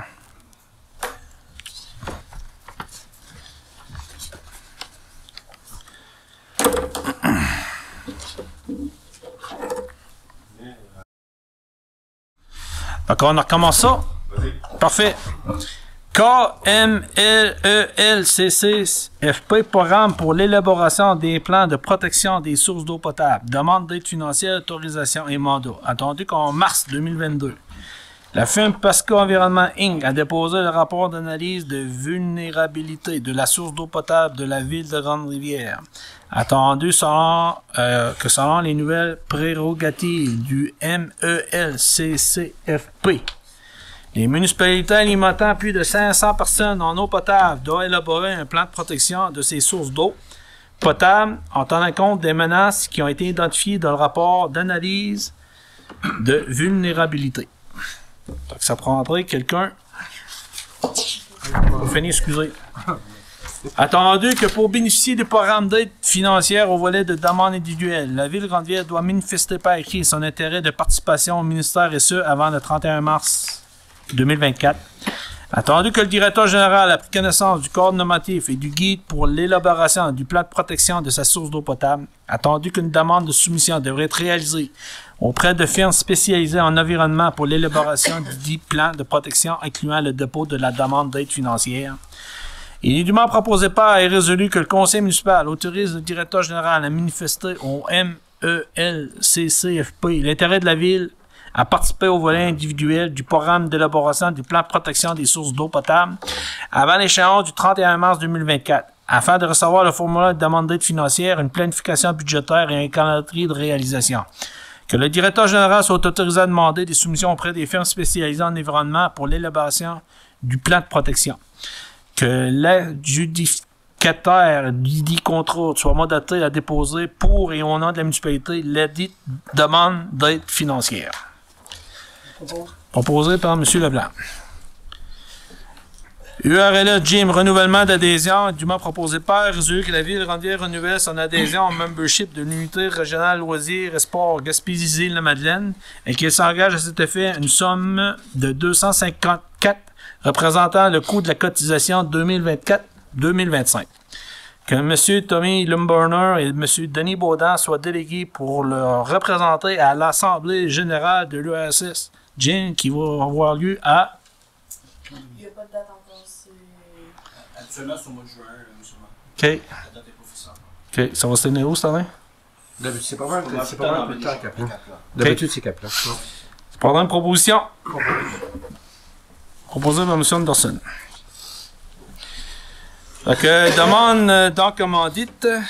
Donc, suite aux demandes dedans, ben, dûment proposé par et résolu que suite aux demandes dedans et commandites reçues, les organismes si près identifiés, le conseil mutuel accepte de verser les montants suivants. Donc, au niveau des montants, il y avait eu la demande concernant l'activité frais de la marmotte, un montant de 200 $, donc ça a été accordé. Il y avait une demande aussi de commandite par Hockey Cougar 3A Gaspésie. Donc, étant donné qu'on a 2 jeunes, puis généralement, on donne à peu près 50 $ par jeune. Donc, on est allé avec le secteur bronze, là, 100 $. Secondaire littoral guitare, l'an passé, on avait donné un montant de 500 $. Cette année, suite aux résultats, je sais pas si Jean-Denis, tu peux montrer, là... Les images? Ouais.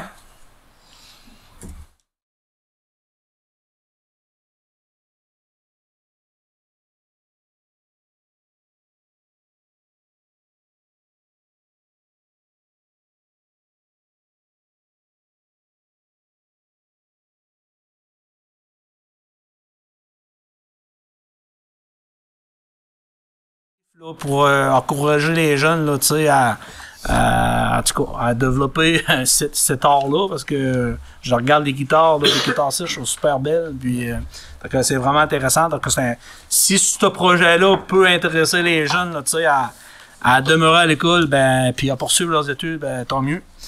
On avait aussi le CFP l'envol Méritas 2024. Donc, une demande pour un montant de 250 $, donc, qui a été accordé aussi. Donc, si on regarde ça, là, on a pour 450, 950, 1050 en montant de commandites. 1050.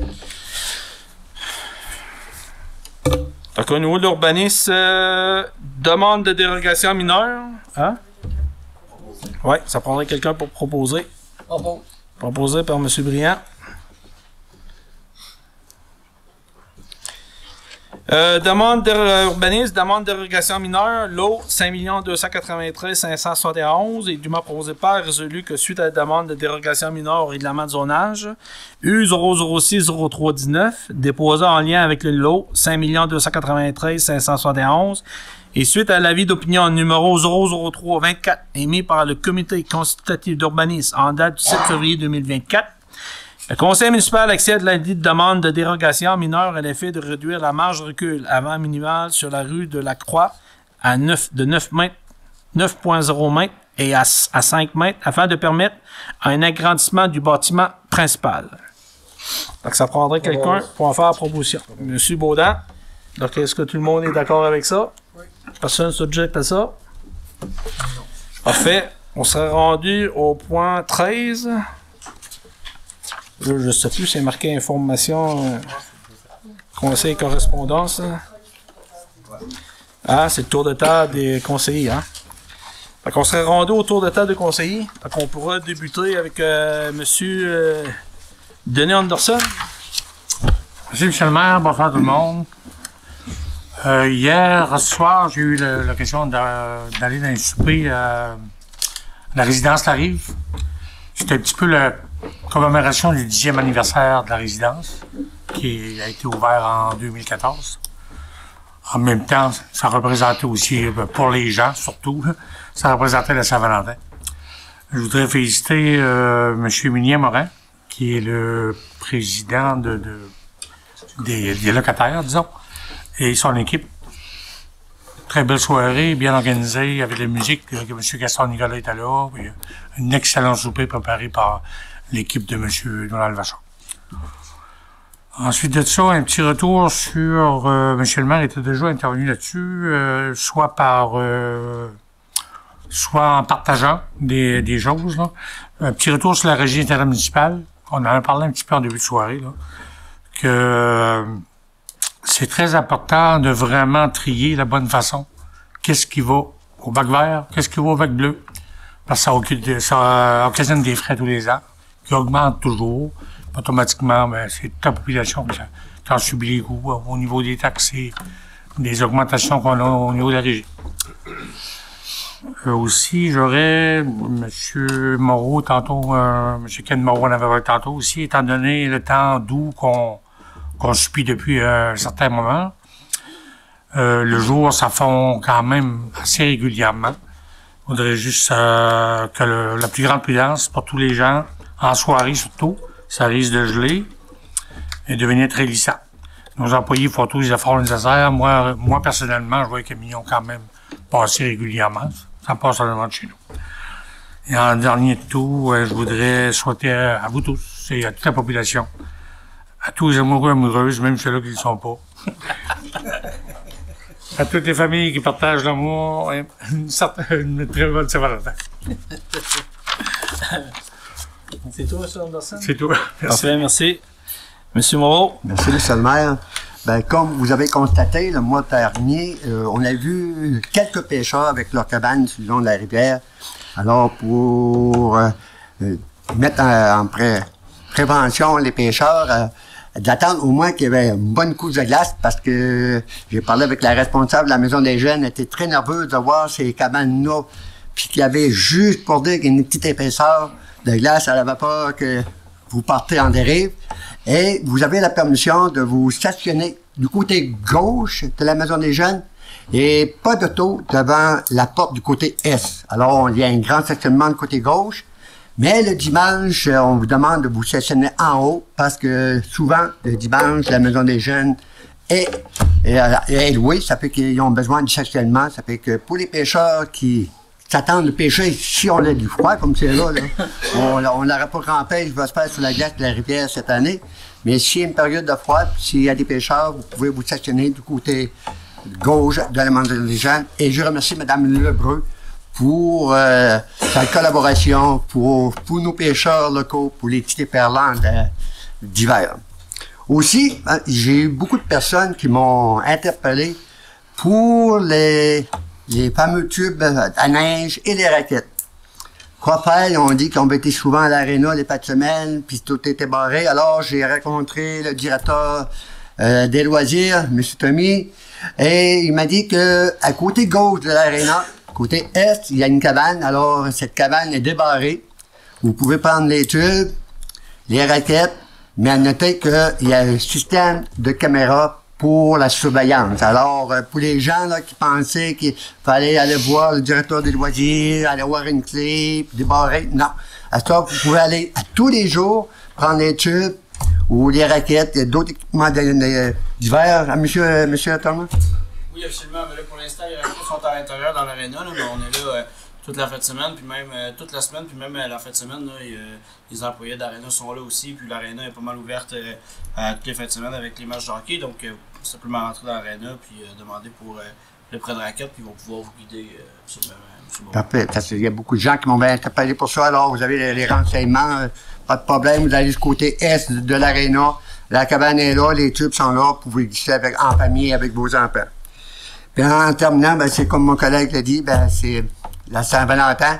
Je vous souhaite à tous et à toutes un joyeux Saint-Valentin, puis qu'il y ait de l'amour dans l'air mercredi pour vous avec votre famille. Merci beaucoup. Pas d'amour, d'accord. Merci. Monsieur Briand. Merci, M. le maire. Bonsoir tout le monde.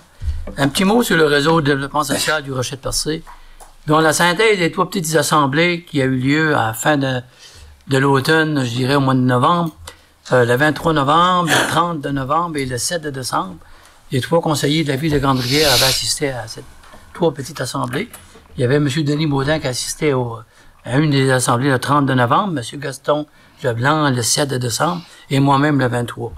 Donc, j'avais demandé plus d'explications à cette assemblée-là avec une synthèse. Et la synthèse, je l'ai eue cette semaine. J'ai eu le courriel qui est rentré m'expliquant vraiment que le travail est en train de se faire. Et pour ceux qui avaient aussi besoin d'explications, ils pouvaient aller sur le site du développement social du Rocher-de-Percé, www.rds-rocherdepercé.com. Tout ça pour vous dire que Grande-Rivière était la seule ville représentée durant ces 3 petites assemblées. Aussi, j'aimerais parler le 25 janvier, il y avait une séance du conseil d'administration du courant culturel qui se tenait au complexe sportif des Jardins de la Grande-Rivière. En vue des prochaines élections, une analyse des compétences de chaque membre du CA afin de mieux diriger les responsabilités de chacun et un fichier Excel doit être rempli afin de pouvoir mieux mûrir les réflexions de chacun. En terminant, étant donné que le mot de l'amour a été donné par mes deux confrères, moi j'aimerais féliciter les organisateurs du tournoi de Bantam Midget qui a eu lieu il n'y a pas longtemps. Ayant été bénévole au tournoi, j'ai vu des gens sérieux et déterminés à faire de ce tournoi une réussite. Étant donné que j'étais bénévole dans le bon des punitions, j'avais à trouver le meilleur joueur de la partie, mais j'ai été très, très, très chanceux parce que j'y allais pas souvent. Mais le capitaine de chaque équipe, j'étais bien chum avec, puis moi, j'y demandais, donne-moi donc une chance, si tu connais quelqu'un qui... Ben, il me disait, là, tu devrais choisir celui-là, si c'est lui qui t'a choisi. T'as pas tout, monsieur le monsieur. Parfait, monsieur. Merci, monsieur Briand. Donc, étant donné que Mme Nicolas n'est pas là, je vais passer la parole à monsieur Leblanc. Merci, monsieur le maire. Bonsoir tout le monde. Moi, vu que Mme Nicolas est absente présentement, elle m'a donné... pour vous donner de l'information sur ces sujets. Pour les personnes qui se sentent seules et qui veulent socialiser, je vous invite à rejoindre le Salon Mado, un lieu offert à toutes les personnes de 50 ans et plus pour entendre et faire de belles rencontres.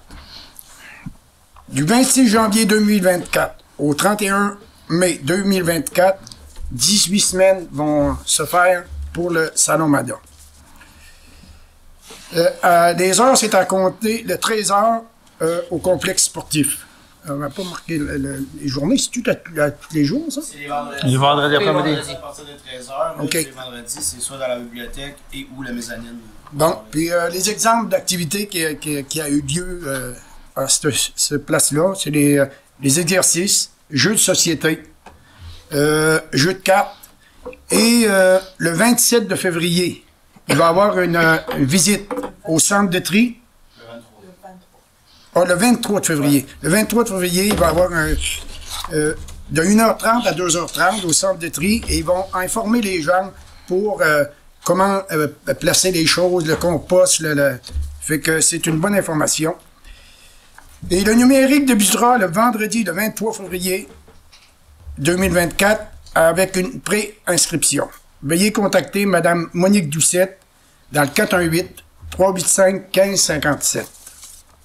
Et une autre information de Mme Nicolas. Le cycle d'infirmière vous offre des ateliers de couture, crochet, tricot, etc.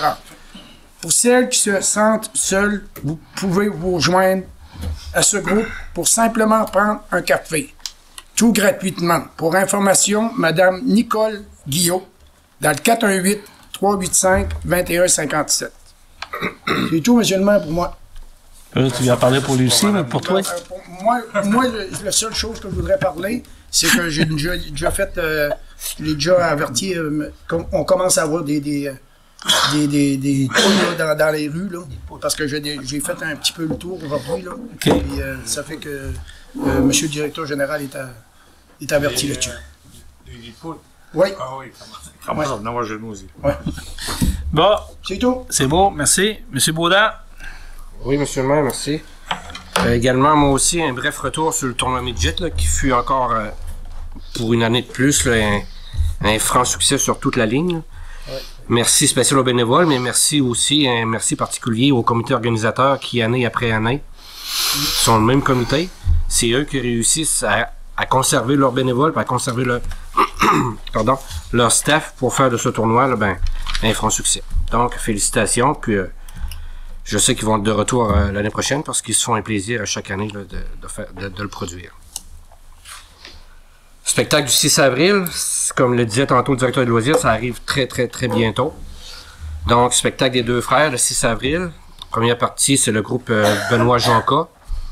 Les deux se font en formule band, donc le band au complet. Les billets sont au point de vente dans les différents points de vente habituels, les billets en ligne sur la page du site web de la ville. Donc, faites vite. si vous voulez que ça perdure dans le temps, les spectacles du printemps, donc il faut y participer. Alors, le 6 avril, on se donne rendez-vous.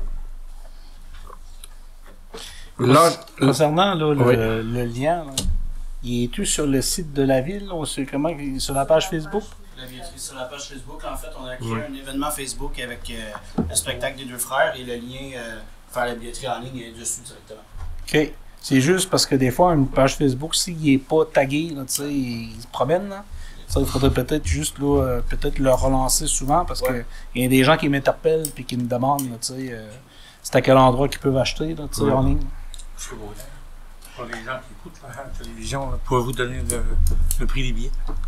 35 en pré-vente, puis 40 à la porte. Pour ceux qui savent quoi faire, vous parlez de Saint-Valentin plus tantôt, pour ceux qui savent quoi faire comme cadeau pour la Saint-Valentin, ben, je pense que c'est un excellent cadeau à faire. Ouais. Une paire de billets là, pour le spectacle du 6 avril, c'est un beau cadeau pour une sortie en couple. Sortie en amour. Oui, exact. L'Assemblée générale du comité des loisirs. Donc, c'est comme le disait tantôt M. le maire, c'est le 26 février à la bibliothèque du complexe sportif des Jardins. Il y a 8 postes qui vont être en élection. L'AGA va surtout être l'emphase, ça va être sur les élections pour la formation des nouveaux comités. Les états financiers vont être présentés et tout, là, puis un bilan des activités des dernières années. Je vous cacherai pas, les dernières années ont été très difficiles avec le comité des loisirs. La pandémie nous a atteint comme qu'elle a atteint d'autres comités. On a eu des nouveaux qui sont arrivés dans le comité, d'autres qui sont repartis. Directeur des loisirs qui pas de stabilité au niveau de la direction des loisirs. Donc, on a subi quand même beaucoup de contre-coups au niveau du comité. Mais on a quand même survécu. Donc, ceux et celles qui sont intéressés, là, qui sont proactifs, qui ont de l'intérêt à faire partie d'un comité, qui ont de la création pour diverses activités, on a tendance souvent à penser que le comité des loisirs, c'est pour les jeunes, mais c'est pas seulement pour les jeunes, c'est pour les jeunes et les moins jeunes, c'est pour l'ensemble de la population.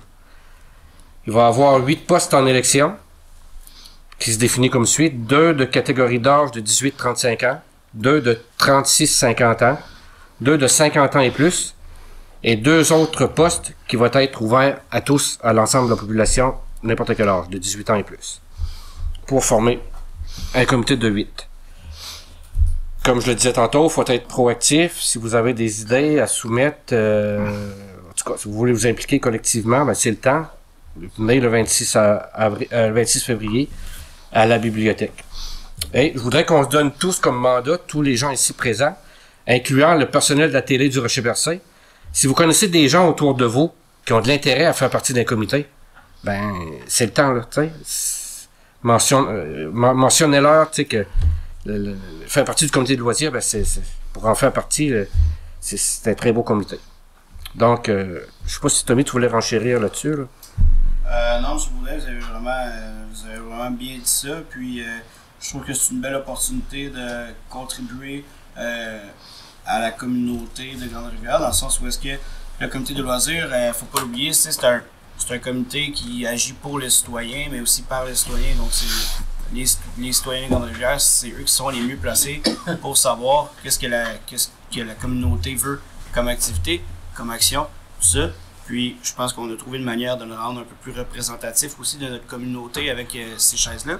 Donc, je pense que c'est la bonne opportunité là, pour amener du changement dans votre communauté si vous désirez vous impliquer, si vous cherchez une manière aussi de faire bouger un petit peu les choses. Souvent, il y a des gens qui ont entre guillemets, qui ont la critique facile, qui disent, ben, comment ça, vous faites pas ci, vous faites pas ça, ailleurs, ils font ci, ils font ça. Ben, c'est le temps là, de venir vous impliquer, puis de faire partie d'un beau comité, puis de mettre vos idées sur la table, les concrétiser avec un bon groupe autour de vous. Donc, c'est lancé, c'est le 26 février.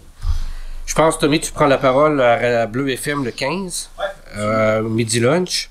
Tu vas en parler là encore une fois. Tu vas l'expliquer encore là. Donc, c'est sur la page de la télé du Rocher-Percé. C'est sur la page Facebook de la ville. Donc, c'est publié. Alors, ça, c'est le bouche-oreille qui est à faire. Maintenant, Monsieur le maire, on sait qu'on cette semaine, on est dans la semaine des journées de persévérance scolaire. Et la semaine dernière, on était dans la semaine des enseignants et des enseignants. Puis, je profite de l'occasion pour faire un petit clin d'œil au couvent Bon Pasteur. On sait tous et toutes là, que les enseignants, les enseignantes ont à cœur de former, de donner une formation académique à nos jeunes qui seront la relève un jour. Mais outre la formation académique qu'ils donnent à nos jeunes, ils sont initiateurs de beaucoup d'autres projets avec l'ensemble du personnel du couvent Bon Pasteur. Et avec votre permission, je vais en nommer quelques-uns, Monsieur le maire. Beaucoup de projets sont initiés et concrétisés. Entre autres, il y a des activités qui sont pour souligner toutes les fêtes, comme l'Halloween, Noël, le Saint-Valentin, etc. Ça, c'est en collaboration avec le Club Optimis et le personnel, encore une fois, du couvent Bon Pasteur. Il y a des chansons qui ont été interprétées par les élèves et transmises aux personnes âgées du CHSLD, la Villa Port-Beau, sous forme d'enregistrement vidéo. Les Petits Cuistots, c'est un atelier de cuisine et de nutrition, produire la santé ensemble. Activité avec une naturaliste, en collaboration avec l'association forestière. Il y a eu des sorties culturelles en salle de spectacle, Sapinard. Et collaboration de la Ville de Grande-Rivière pour les activités sur glace au complexe sportif des Jardins et sur les terrains voisinants. Donc, comme on le disait tantôt, là, on veut que nos jeunes persévèrent, puis des fois, c'est lourd pour les jeunes, l'école, mais quand il y a des belles activités comme ça qui sont initiées, ben, ça donne le goût aux jeunes d'y aller à l'école, puis d'apprendre. Donc, c'était un petit clin d'œil que je voulais faire au couvent Bon Pasteur, l'ensemble du personnel, l'enseignant, enseignante, et tous ceux qui gravitent autour, de même qu'au conseil d'établissement. Voilà, c'est tout, monsieur le maire. Parfait, merci. Ben écoutez, au niveau du comité de loisirs pour l'Assemblée générale annuelle, je voudrais juste apporter un petit complément d'information. Pour la ville de Grande-Rivière, comme vous le savez, tout ce qui concerne là, le plan communautaire, l'organisme dans lequel qu'on interpelle beaucoup, c'est le comité des loisirs. Le comité de loisirs, on le dit, tu sais, le loisir, la communauté, le côté culturel. Donc, d'avoir un peu un plan d'action. Donc, c'est important d'avoir les gens qui s'impliquent au niveau de la gouvernance pour être en mesure d'orienter un peu le conseil municipal, les actions à venir, de s'assurer, de prendre connaissance de l'ensemble des activités. Mais en tant que comité, il doit y avoir des décisions à prendre. Comme vous le mentionnez, oui, il y a des activités qui se passent là, à l'extérieur de la ville de Grande-Rivière, mais que ça se passe dans la MRC Rocher-Percé. Il y a la politique là, régionale de la MRC, la politique sportive qu'on doit tenir compte. Puis souvent, le comité de loisirs, c'est l'endroit aussi pour former des sous-comités. Exemple, comme le club de marche. Donc, ça prend des gens qui s'impliquent puis qui prennent les leads de ça. Puis c'est intéressant. C'est une façon aussi pour certaines personnes qui ont toujours été impliquées dans leur vie active puis qui le désirent de le faire. Puis il y en a qui sont retraités. Donc, on vous invite là, à participer parce que nous, le volet communautaire est super important. Puis je profiterai de l'occasion aussi, là, avec le MADA, là, le Momento, là, on en parle beaucoup. Mais suite aux dernières démarches, là, je sais que Mme Brigitte Paradis avait été contactée. Le message est apporté à l'ensemble des organismes. Il y a des organismes maintenant qui inscrivent leurs activités. Puis les gens qui sont inscrits là, sur au Momento, vous recevez là, par message texte là, les activités qu'il peut y avoir au centre de la MRC, puis aussi à Grande-Rivière. Donc, je voulais juste vous dire que je profite du clin d'œil de vous inscrire au Momento, puis on va s'en servir aussi pour rappeler aux gens qu'il va y avoir de l'Assemblée générale, qu'il va y avoir du comité des loisirs sur le Momento. Donc, on a fait le tour de la séance. C'était une grosse séance. On avait l'impression qu'il n'y avait pas beaucoup de points l'autre jour, mais il y avait du contenu pour chacun des points. Donc, il est présentement là, 9h23. Donc, si tout le monde est d'accord, là, on pourra procéder à la levée de la séance. Donc, il m'a proposé par résolu qu'étant donné que l'ordre du jour est impuisé, la séance soit levée. Donc, il est 9h23. Ça prendrait quelqu'un pour proposer la levée. Proposé par M. Léopold Briand. Donc, là-dessus, je vous souhaite une bonne soirée, une bonne semaine. Puis, une bonne semaine de persévérance. Puis les hommes, oubliez pas que le 14 février, c'est mercredi. Moi, je m'en rappelle tout le temps parce que ma femme, sa fête, c'est le 16 février, c'est 2 jours après. Donc là-dessus, bonne soirée. Merci.